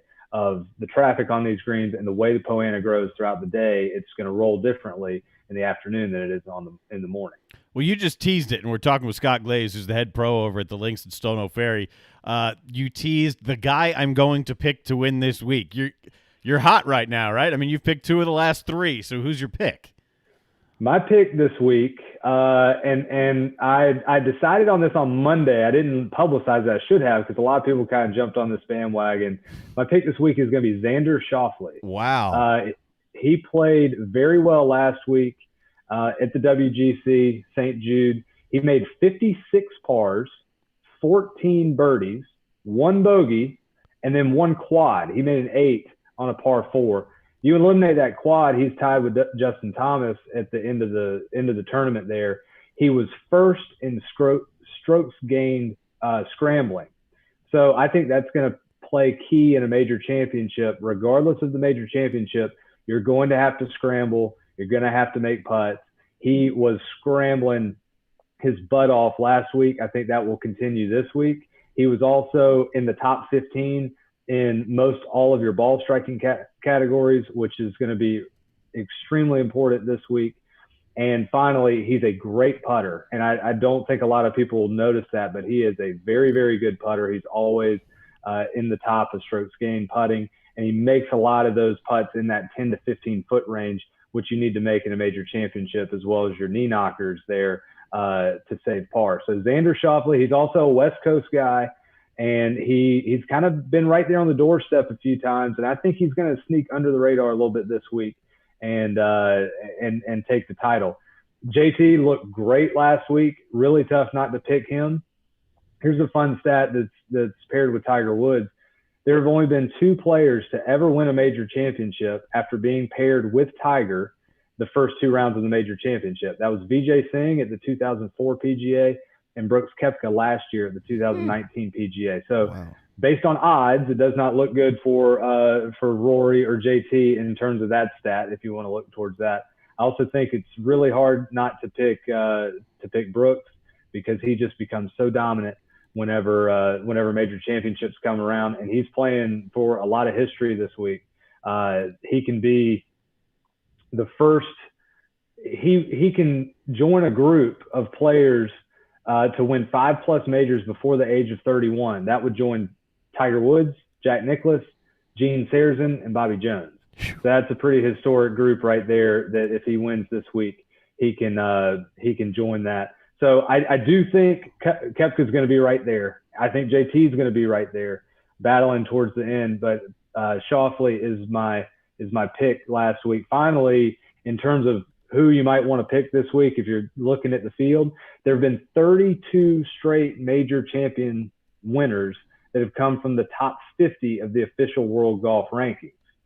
Some notables around that number 50 and beyond number: Phil Mickelson is 49th, so he's right underneath the cut there. Matt Wolff, Jordan Spieth, Bubba Watson, and Brandt Snedeker all outside the top 50. So if you're going to go from the last 32 major champions, that goes all the way back to 2011 with Keegan Bradley winning at Atlanta Athletic Club. That it's going to be a known name in the top 50 more than likely to win this tournament. Let me get an update in here. A bunch of the names you just mentioned, I want to make sure people know where they are on the course. Scheffler now another birdie. So he's tied Zach Johnson for the lead at 4 under. And we also just got a birdie out of our friend Dustin Johnson. He's at 3 under alongside Jason Day. So DJ off early and playing well. Xander Schauffele is at 1 under, and he is through 9. Tiger Woods, he is at 1 under through 6. You mentioned Rory's struggles, and that has just happened. Bogey, bogey, bogey. So now 2 over on the day for Rory as part of that group with JT and Tiger. JT, he is also 1 under par through 6. So, and Brooks Koepka, by the way, 2 under through 8. Phil Mickelson going to tee off later on this afternoon. All right, so saying everything that you just said a mention ago, you've mentioned what it's like to play on the West Coast, the grass comparisons and things of that nature, how the grass can kind of grow throughout the afternoon. I don't exactly have the weekend's weather schedule in front of me, but let me ask you this. Is it better to – that's a bad way to say this. Are we more interested in scores right now in the morning versus the afternoon? Like if you're scoring well in the morning right now, which some of these guys are, do you think that translates to the afternoon? Do you need to go out and get these low numbers early if you've got the earlier tee times? Yeah, if you've got an early tee time, you need to go out and get it because that's when the course is going to be most susceptible, especially the forecast. It's going to be mid-60s all week. I don't think there's any rain in the forecast, but there is the threat of the marine layer. Bones Mackay, who's on the bag for Justin Thomas, which is another reason I think he won last week, having that veteran caddy on the bag. He said by his calculations, the ball is going 8% shorter just due to the thick air out there in San Francisco. So that's important to keep in mind. Yeah, you always got to get it in the morning. Every tournament, whether it's a major championship or not, on Thursday and Friday, you go off in each wave, either like Tiger today and JT and Rory and Brooks, and these guys we're watching right now, they've gone off in the morning wave on Thursday, so they will go off in the afternoon wave on Friday. Now, subsequently, the guys like Brooks or DeChambeau, Phil, some guys this afternoon, they'll go off in the afternoon on Thursday. They'll go off in the morning tomorrow, and then everyone is then paired based on score for the weekend. Right. I have always personally, I have loved going late on Thursday, early on Friday, because I feel like if I'm ready and prepared for the event, I can play well, and even in the afternoon conditions on Thursday, I can turn right around, still have that momentum without, maybe only 10 hours in between the rounds, go out again on Friday, post a good number in better conditions, and then just sit there and hopefully have everybody try to come catch me. So that's usually how I've liked it. Some people are different. I just have always found it more difficult if you're in, let's say, Tiger's position right now, who this cool weather is not going to be great on his back. Yeah. We know that. So he's teeing off at 8:30 local time this morning. He's not going to then tee off until afternoon tomorrow. So that's going to be a long time in between his round. I just think sometimes that's tough on your momentum to maintain that momentum. However, these guys are the best in the world. They're playing in a major championship, so they are going to be able to adapt. And whoever is going to hoist the trophy at the end of the week is going to take advantage of whatever situation that they can get. It is nice to have a little bit of luck and a little bit of scheduling on your side sometimes. We're talking with Scott Glaze here, and you mentioned that Bones Mackay is saying about 8% shorter. I heard something earlier today that the driver in particular might be going as little as like 15 to 20 yards shorter. You're going to be playing different clubs into the greens. I mean, for the average guys going out and playing like me and Jamie, I mean, there's no way it'd be hard to even recognize that that's happening. How hard is it for these professionals to adjust just simple yardages and calculations in their heads? Pretty easy for these guys. I find it interesting that some guys are still a little old school and they won't do that calculation. There's like Justin Thomas, for example, all of his numbers that his caddy gives him. So all the numbers that Bones Mackay is going to give him throughout the week. Bones is going to step off the yardage, and let's say it's 160 yards to the hole. Well, Bones is going to do the quick math there of what he thinks with wind and what he thinks with that 8%, and he's going to give JT the adjusted number. So that JT then knows, okay, it is 172, let's say. Yep. Someone like Tiger, on the other hand, And I only know this because it's been reported as such that Tiger will do these numbers on the fly. He wants his caddy, Joe LaCava, to give him the 160 number, and then Tiger's going to do the 8% calculation. He's going to factor in the wind and whatnot. It is a lot easier for these guys to deal with it than it is the average golfer, because this is these guys' livelihood. Yeah. So their money, their salary, their careers are on the line. So they find whichever way works best for them. But there's going to be a lot more calculation going on, because your stock 7-iron is not going to be going the same distance that you're used to your stock 7-iron going. I also think we've talked so much about DeChambeau's distance. I think obviously that negates his distance a little bit. And I wasn't even talking about him with the people that I'm on the lookout for this week to potentially win. He's never finished top 15 in a major championship. And I'm not sure if that's going to continue this week. I think you're going to have to hit the ball really straight, and I don't think this course is going to set up for him. Now, we could be talking next week, and he could make me look like a fool. But speaking of calculations, that's one guy, as we know, who's going to be making a ton of calculations out there. On Twitter, at Scott Glaze. 5 minutes left, Scott. Let me throw this one final question at you. Two-parter here. First, if you will, assess Tiger Woods and what you've seen thus far. Just chipped out at 16. He's got a few feet for par to maintain that 1 under on the leaderboard. So assess what you've seen from him. But let me throw this in here as well. We always watch Tiger in reference to what he does on the par 5s. There are only 2 par 5s on the course this week. You got 10, which he birdied already, and he does have one coming up later on, number 4, when he makes the turn to head to the back or the front 9, because he started on the back 9. So assess what you've seen out of him and what you expect throughout the tournament. Hopefully he makes the weekend and plays well, but in relation to only 2 par 5s as opposed to maybe 4 or more. Right. That's another thing that plays into DeChambeau, how he's been able to dominate golf courses basically by making them a par 68 with the number of par 5s. There are only 2 par 5s this week. Now, this course normally plays to a par 72. Before the PGA Championship, they've taken 2 of the shorter par 5s and made them par 4s. What's also interesting is that these par 5s come early in the round, number 4 and number 10. We don't have any par 5s that are lurking late in the round to where maybe you can bank on making a birdie late. And that's going to be really important to watch come the weekend, is that from 11 on, we only have par 3s and par 4s. And if you're going to make a birdie, you're going to make a charge, you're going to have to do it by hitting solid approach shots. You're not going to be able to do it by overpowering the course, so to speak. So far, what I've seen from Tiger, I've really liked.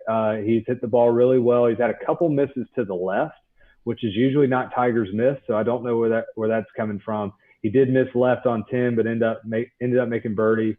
I did see him hit a very nice iron shot, mid-iron on 11. But that's to be expected. He's probably the best mid-iron player of all time, which could be huge this week. He hit a couple great shots on 12 and missed a short putt.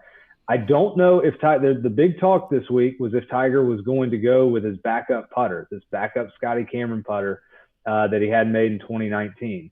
It has been well documented that Tiger has won 14 of his 15 major championships with the same putter that he's used basically his entire career.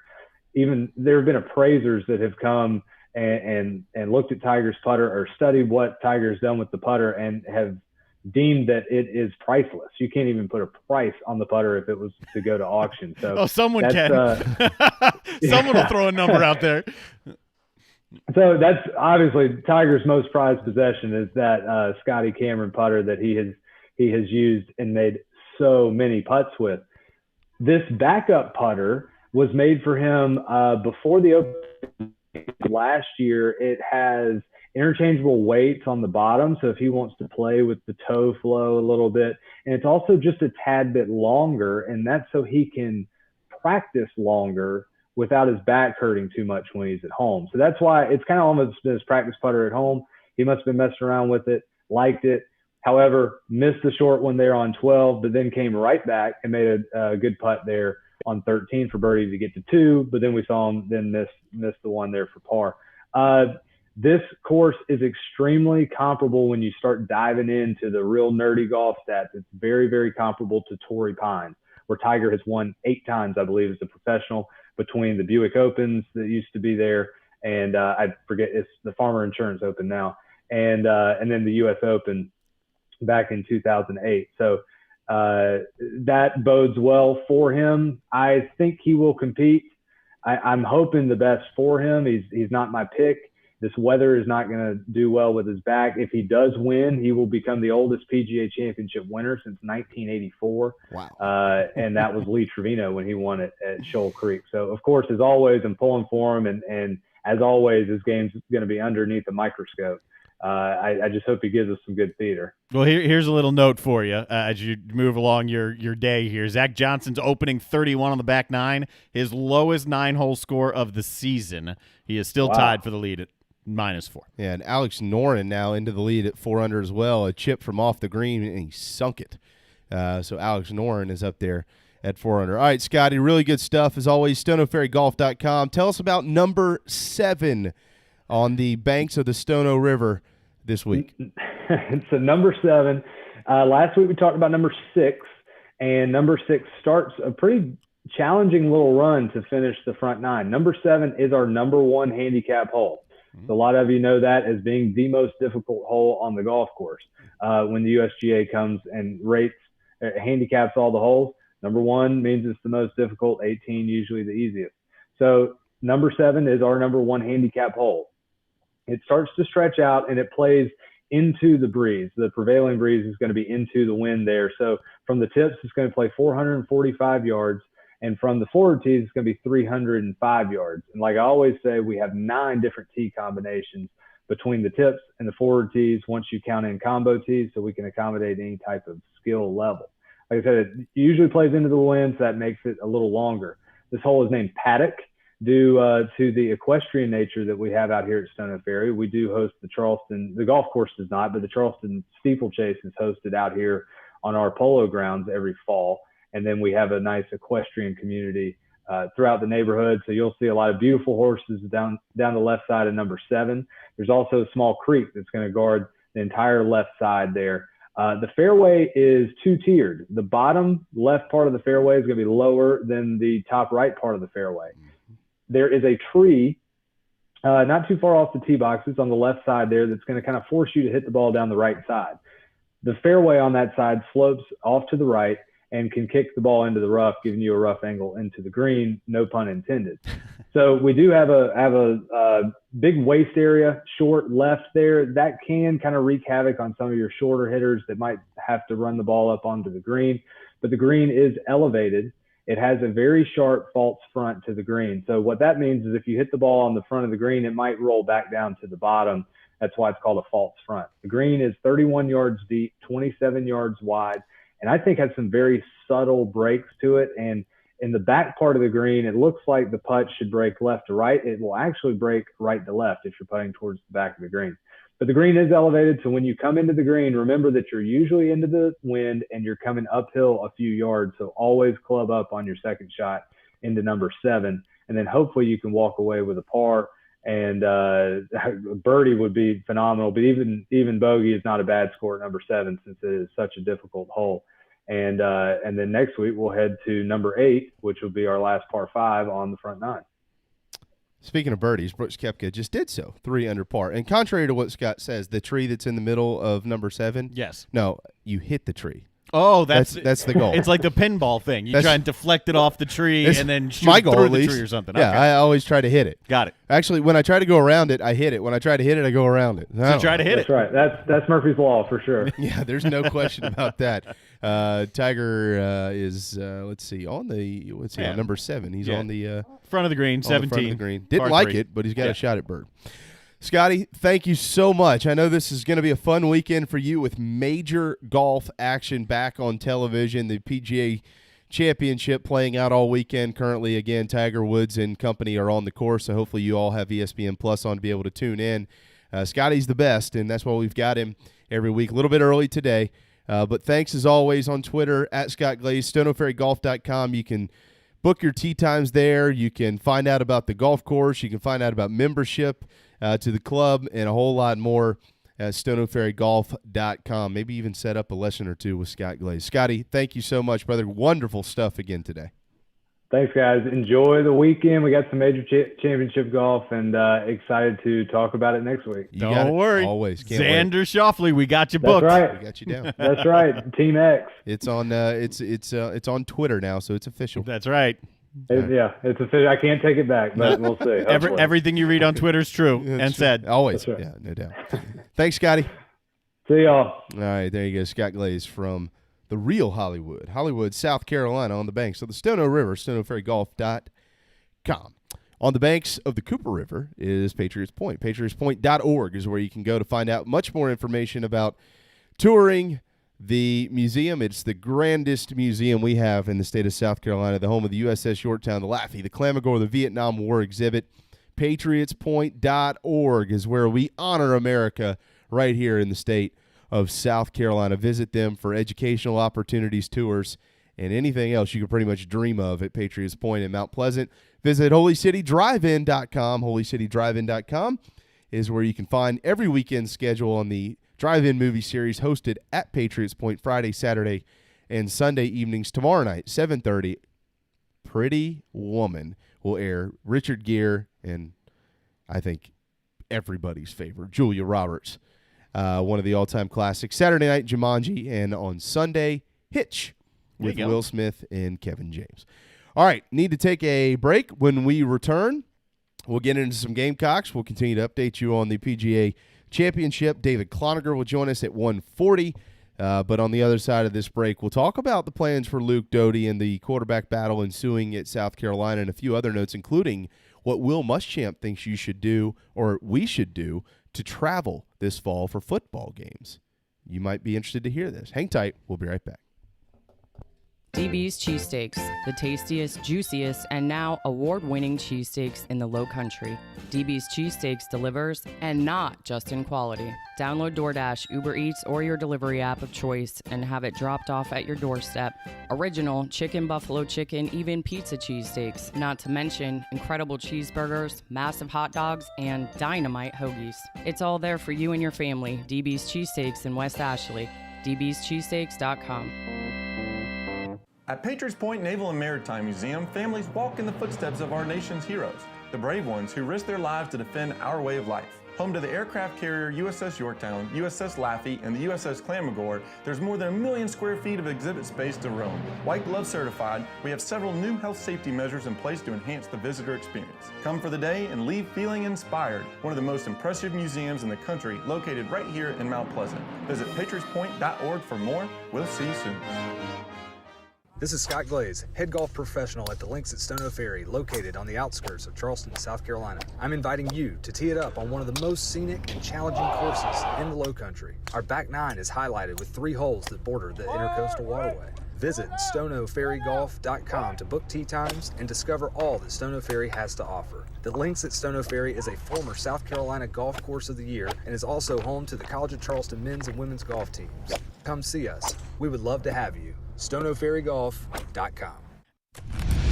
Ladies and gentlemen, here it is. Even the other stations are tuned in too. JB and Darren on the JB and Goldwater Show.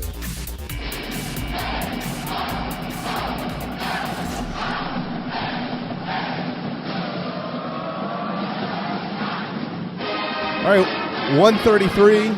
Welcome back. Final segment on this rainy Thursday. Actually, the sun's coming through a little bit here in the Low Country. It has been rainy on the coast of South Carolina. Not rainy out west, though. That is where the PGA Championship is being played. Scotty Scheffler, Zach Johnson, Alex Noren, all still in the lead at 4 under. We'll continue to update you with what's going on, including putt for putt. Tiger Woods probably going to get another hole or two in with him before we're off the air at 2 o'clock. David Cloninger ahead at 1:40. Though, real quickly, let's start with this. What day is today? Everybody's favorite segment. It's a good day. It's a good day. It's always a good day. Yeah, it's a good day. National Wiggle Your Toes Day. I'll do that. I'll do that. I got it. I got it. You can't see it, but sure, wiggling. National Wiggle Your Toes Day. Wiggle a toe for Tiger. National Fresh Breath Day. Make sure you take the mints before you leave the house. Okay. National Root Beer Float Day. All right. I like a good root beer float. Haven't had one in a while, but they're good. If you get a good one, they're good. Yeah, very good if you get a good one. If you get a good one, the National Root Beer Float Day. Enjoy. And for folks like Darren, congratulations. Happy National IPA Day. Yeah, buddy. Yeah. I couldn't even sit here and list my favorite. There's so many that I love. Yeah, well, you know, if you're a... I can be a beer snob. I used to be a major beer snob, but now I'm more Miller Lite, but okay. I still like the good stuff. There you go. Get you some IPA. Westbrook Brewing right around the corner. That's true. So congratulations. Enjoy a IPA and a root beer float while you wiggle your toes, and hopefully... Heck of an afternoon planned. We'll give you some fresh breath. Happy August the 6th. David Cloninger ahead in just a moment. Text line open, 321-8893. Some of you might have questions, concerns, comments, critiques, whatever it may be. Text it. Darren will read it. And if it's something about me, don't read it. All right? Or I can edit it. Or edit it. Yeah. All right, hoping to get a schedule today out of the SEC. Hoping. Apparently some are a little bit frustrated with what it may have said, so that it did not get released yesterday. Hoping to get it today. Chris Clark with Gamecock Central has reported that they are wanting to release the schedule on the SEC network. So I would venture a guess that would be live on the Paul Feinbaum show, which means if we get it, it would be late this afternoon or maybe late tomorrow. But I have not heard anything to this point that we're going to get it today. But we'll see. At some point in time, it'll be here by the end of the week. Will Muschamp met with the media yesterday, had a lot to say. We're not going to play you any audio, don't really need to. He did mention something very interesting when it comes to travel. He said he thinks the SEC should schedule every game for 3:30 or later and allow teams to fly in, play the game, and fly out. Why not? Now, would TV have something to say with that? Sure, but maybe TV can wiggle a little bit this year with what we're dealing with. If this is what it takes to safely get kids in and not have to put them in a hotel for a night and feed them meals and things of that nature, you just literally fly in, eat your meal at the ballpark, basically, get dressed, go out there and play, and then come back home. Why not? They probably actually feed them their meal on the plane on the way over. Yeah, I'm sure is what they would do. Mm-hmm. And then, but Will Muschamp said he thinks that might be the ticket. But there's some injury news. Ernest Jones, he's expected back by the end of the week. He actually had appendicitis. He had an appendectomy, so unfortunately he's been out, but he'll be back here shortly. And Chad Terrell, he's been bothered with a couple of injuries as well. He's expected back a little bit later on, probably sometime in mid-September, wide receiver for Carolina. And they've had a couple of, I'm trying to pull up my injury list here right now if I can get my computer to politely cooperate with me before the end of the day. This is the third time that it's done this, and I'm ready to throw it out the window. Little side note for you. Yeah, sorry, I'm speaking what I'm thinking right now. I apologize for that. I mentioned Chad Terrell. I mentioned Ernest Jones, starting linebacker for South Carolina. Here are the others. Eric Shaw, tight end. He's got bone spurs. He should be back in a couple of weeks. Jaheim Bell, freshman tight end, a meniscus, should return by the 1st of October. And Rosendo Lewis, linebacker, he's got a quad injury, and they're expecting him back mid-September. So a couple of major contributors at linebacker dealing with some injuries. But again, Ernest Jones set to be back for practice beginning on Friday. Now, the big news were 2 opt-outs yesterday, and they're on the offensive line. Luckily, tomorrow, Michael Flint will join us, and we'll be previewing the offensive line for South Carolina. So I'm sure he'll have some quality insight as to what exactly this is going to look like. But Mark Fox and Jordan Rhodes have both opted out. Jordan Rhodes did start last year for South Carolina. Now, let me say this now. I can publicly say this now. I received very quality inside information about 10 days ago that they were dealing with a minor virus outbreak at South Carolina. 4 of those members were on the offensive line. So I wanted to wait until Will Muschamp would address some of this, and he did yesterday. 2 of these linemen, not confirming whether these 2 had the virus or did not. I'm just saying 2 offensive linemen have now transferred. He did say less than 5% of his football team has contracted coronavirus to this point. So that's really good for South Carolina. They're in really good shape on that front, but they do have 2 opt-outs up front. Now, the other big story is Luke Doty, and this is what people have been talking about, and we're about to talk to David Cloninger about it here in just a moment. Let's keep in mind a couple of things. Luke Doty went to the staff and said, I want to contribute however I can contribute. There are coaches all over the state who've seen this kid play who will tell you he's one of the best athletes they've ever seen. Luke Doty, Will Muschamp noted yesterday, is a quarterback. Mm-hmm. But he's also working in other positions. He said multiple positions, most notably, though, obviously wide receiver. So will he play wide receiver? I don't know. They don't know. They haven't gotten into practice yet, guys. We don't know. There's no reason to freak out about it. Now, there are fans who are concerned about whether Luke Doty is following the same path that DeCarrion Joyner followed. Oh, this kid could play. He should be the starting quarterback and yada, yada, yada. Well, right now they're trying – this kid can help, and he referenced something that I thought was really neat. At the end of the spring practice, which they only had a few of them, he asked every coach on his staff to fill out a lineup, 11 on offense and 11 on defense. And you can pick anybody you want to play any position you want. And he just wants to see what his coaches have to say about everybody they've seen. Yeah, take an input. He said Doty's name was all over the map, defensive and offensive guys. He said, okay, quickly, I got to figure out what to do with this kid. We got to get him on the field. So clearly they're trying to find a way to get him on the field. Now, that being said, and I know David Cloninger is going to join us here in just a second, we're in the middle of a pandemic. You don't know when guys could come down with the virus. You could have Ryan Helinski and Colin Hill test positive, and then they're out, and Luke Doty needs to run in there and play quarterback for Carolina. So clearly he is a quarterback. He has to be a quarterback, and these guys will have him ready to be a quarterback if he needs to play in 2020.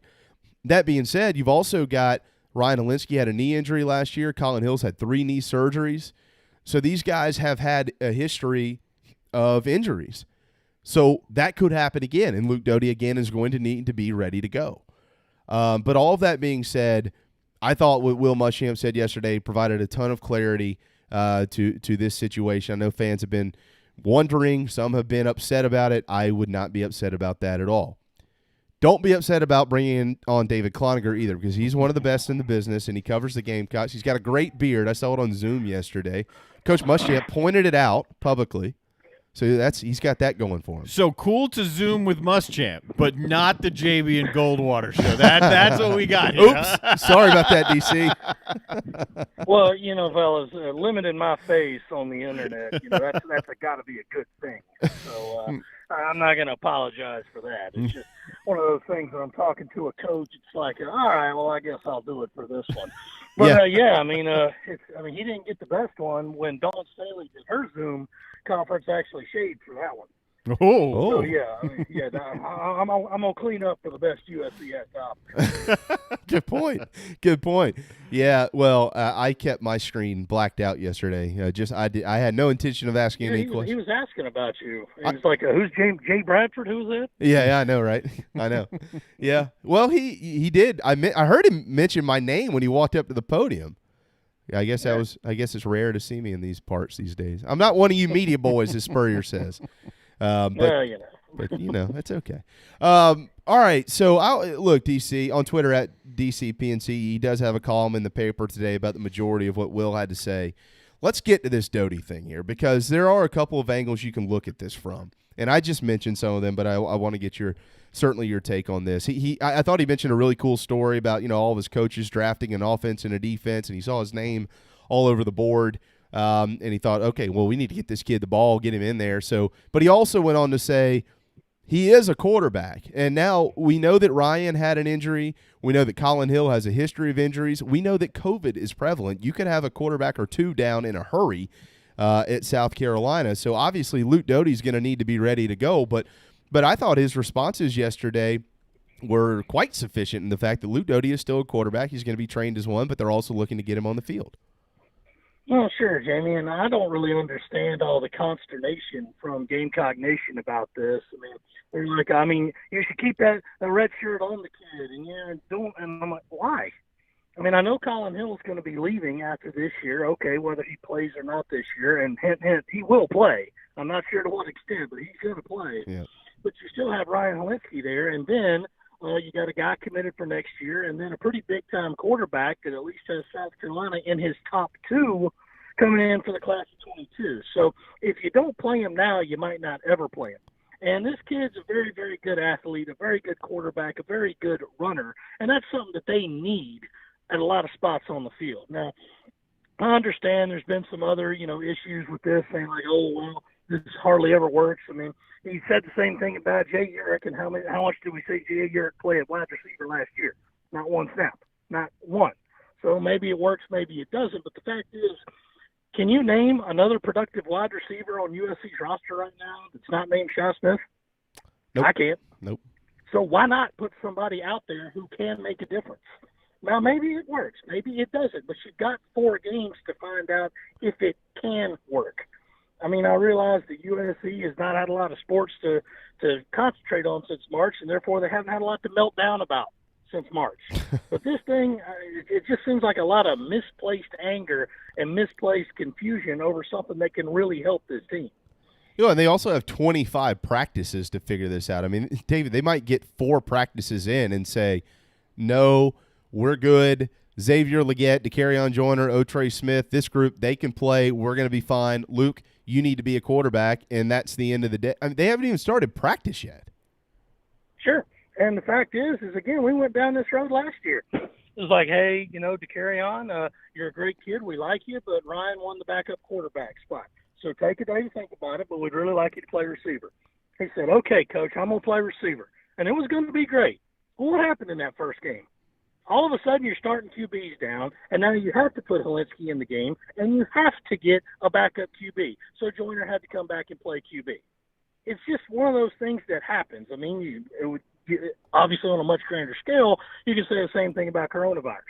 This thing's going to impact us all. It already has impacted us all. And you have no idea how this is actually going to play out. So we'll see how it goes. And, once practice starts on August the 17th, as you said, they've got 25 practices over a span of 40 days. So we'll see how it goes then. Yeah, absolutely. And I can understand some fans, who are, they're still look, here's the reality of this. There are still people out there that believe that DeCarrion Joyner should be the starting quarterback in South Carolina. That's what it is. Sure. There's people who literally right now well, if you would have played him, he'd be the incumbent coming in this year. It's not true. It's just not true. So if it were true, it would be happening. The coaches are the ones who are with him all the time. Yeah, DeCarrion Joyner is going to be a wide receiver. He's going to be a really good one. All right, let's move on though. So I tell you what, I tweeted this out yesterday. I said, I bet you the Long family and the Spurrier family didn't anticipate their donations going as far as to spread the team out during a pandemic. Because, boy, they've got a well-oiled machine up there, don't they, with how they're moving these guys around. I mean, it's big. They've got like 1 million square feet of space to work with, and they're utilizing every square inch of it. No, absolutely, Jamie. It's what you have to do. So hats off to George Wynn and to Clint Haggard and all the guys who have been in touch of not only coordinating the safety protocols, but of saying, like, okay, how's this going to work? Because we obviously can't have what we normally want to have. So they're using everything they can. And, of course, there were some positive tests because you can't avoid them. There will be more positive tests once school starts because you can't avoid them. But right now they've done everything in their power to make that entire area over there by Williams-Brice the safest spot on campus from coronavirus, and they've done a great job with it. So the fact is that it's going to change soon because some of these kids are going to be around students who have come in, and you don't know what their safety protocols have been like, but they have taken care of everything they could on the football end of things. So that's a good thing to have. It's a good thing to have that control group. You just have to see how it's going to be affected in about 2 weeks when the kids come back to campus. David Cloninger with us of the Post and Courier, covers the Gamecocks. You and Jamie have both been covering this team much closer than I have throughout the years, and also Will Muschamp as part of that. How would you assess his mood yesterday? I mean, I saw all of the comments, read it all, but just his general attitude and his mood yesterday, where would you put that? Well, it's one thing where Will Muschamp's always going to do what best he knows how to get his team back on the field.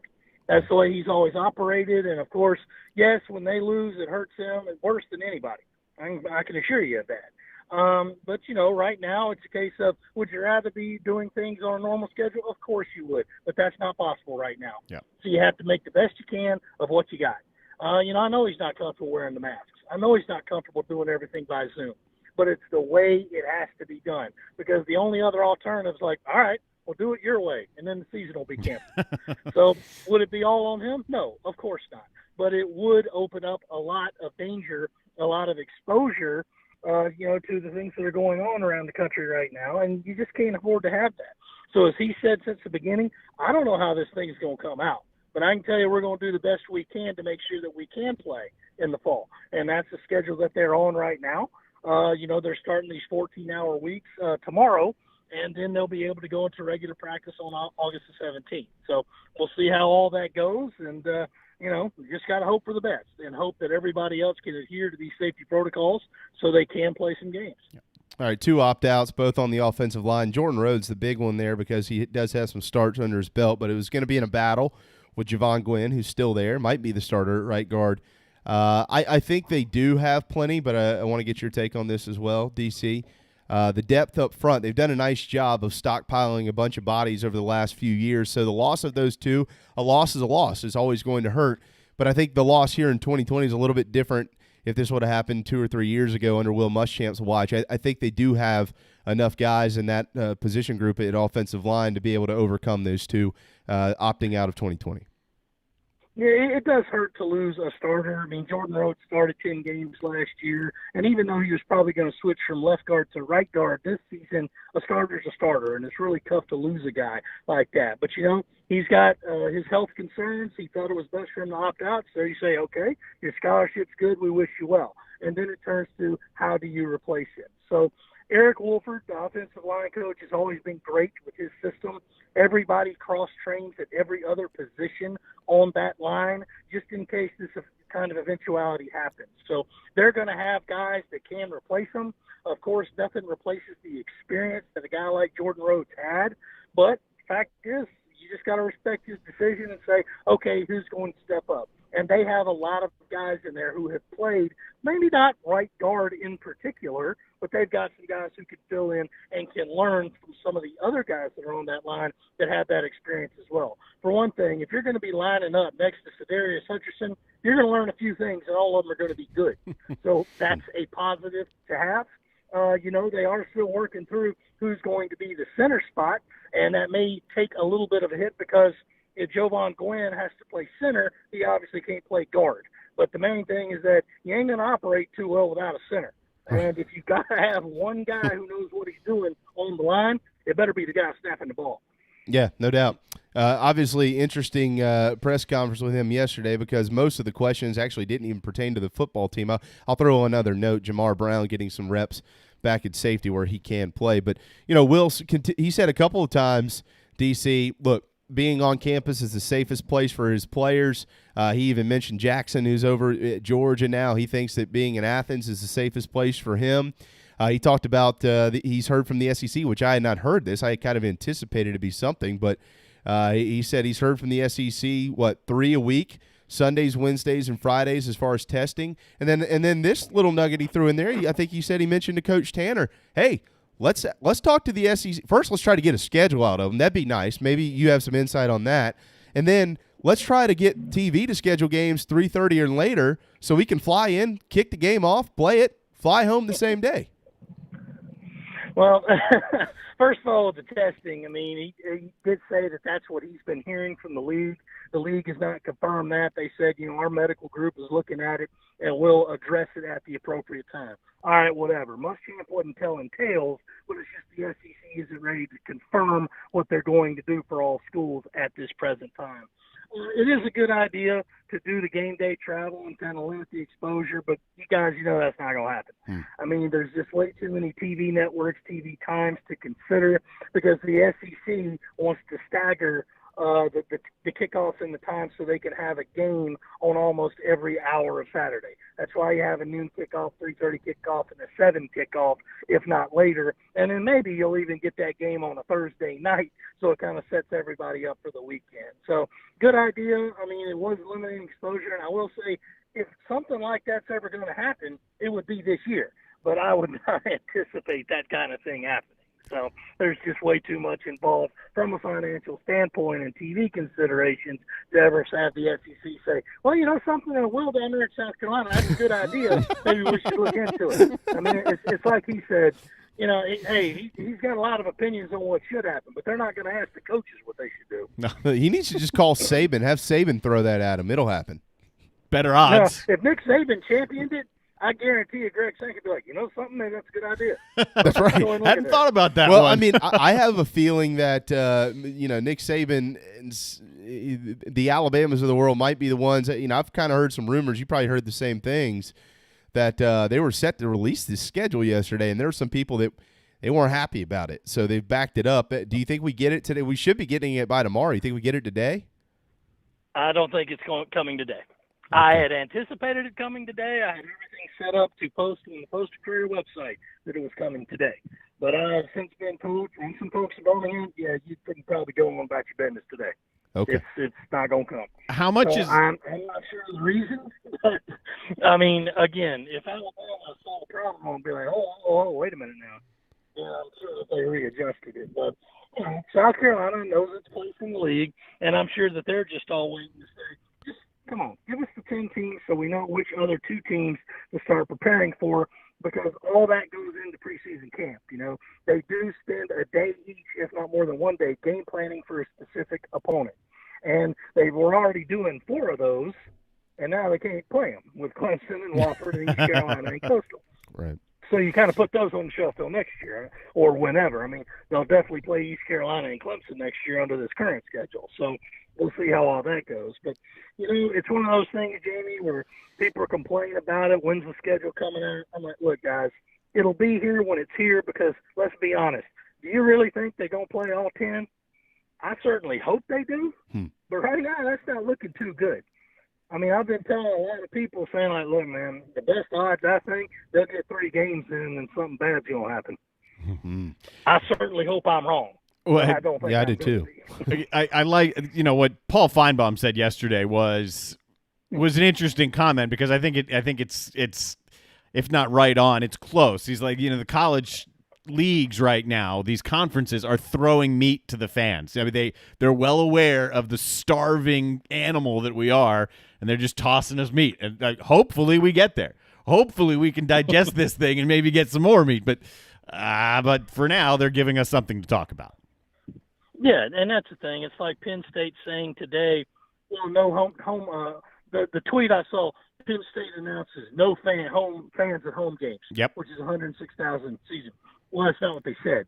They said no fans at home games unless the state law changes. Right. Now, if everything starts and it's safe, I'm sure that they'll pass a waiver saying, oh, yeah, I guess we could help those guys out. It's kind of like here. I'm sure that there will be a waiver passed by the legislature and the governor that says, okay, you can have more than 250 people at Williams-Brice Stadium for the first football game. But we got to get there first. Right. So, I realize that everybody's, kind of going stir crazy because we don't have any live sports to watch. And if you're me and the only thing you got to watch is the Atlanta Braves and 4 of your top 5 starters are already on the shelf, it's like, geez, just get me to the next thing. This is awful. Watch the golf. I get it. I mean, everybody's looking for news. Everybody's looking for answers. But right now, it's just like, again, I've said it so many times on the program and elsewhere. They're not in charge. Not the SEC, not the NCAA, not the governors. The virus is in charge. Yeah. And it'll let us know when it's ready to go.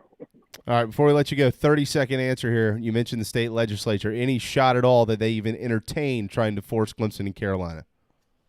Put it this way, man. Somebody will put into motion a bill, but the whole legislature's got to pass it. And right now it's just a case of, like, where are they going to fit it in? So I don't think that's going to happen. Somebody will probably put it into motion, but it's got no chance of being passed. Yeah, I agree with you on that. All right, what's in the paper? What are we looking for? Well, I was supposed to have a schedule story for tomorrow. Yeah. So throw that one out. But there'll be a couple of neat little stories in there this weekend about, what we're facing in football, and also another look back, or not look backs necessarily, but an interesting project from the baseball team, from 2011. Wonderful. I love baseball, and we love DC. You put those together, you got something good to read. How about that rhyme, huh? Hey, man, thank you so much. Have a wonderful weekend. We'll be on top of this. Hopefully we will get a schedule before the weekend, and then you can be able to plug that in there as well. As always, thank you for your time. I know it was on short notice as well, brother, but we'll try to talk to you again next week as we get closer to football season. Sounds good, guys. Thanks for having me. There you go, David Kloniger on Twitter at DCPNC. All right, we are all set to end this thing here, but real quick before we go, an update. Tiger Woods, man, what a save for par just a few moments ago. That was 40 or 50 feet downhill, and he sunk it. So Tiger still is at 1 under. That was on number 9, so he has taken the turn. 2 are at 4 under. Scotty Scheffler, Zach Johnson, a host at 3 under par as well. You can watch it on ESPN Plus. And like I mentioned, Tiger Woods now on the front 9. He started on the back 9 this morning, so we'll see what he can do this afternoon. Thanks to David Cloninger, Scott Glaze, Corey McCartney, and Lawton Swan. A jam-packed JB and Goldwater today. Back at noon tomorrow. Michael Flint, Rafael Esparza, and God only knows what else. As always, thanks to you, Darren Goldwater, and to your assistant. Yes. Hi. Hello. Have a thirsty and terrific Thursday afternoon. Enjoy some golf. JB and Goldwater, driven by Stokes Volkswagen. We'll be back tomorrow at noon. Bye-bye.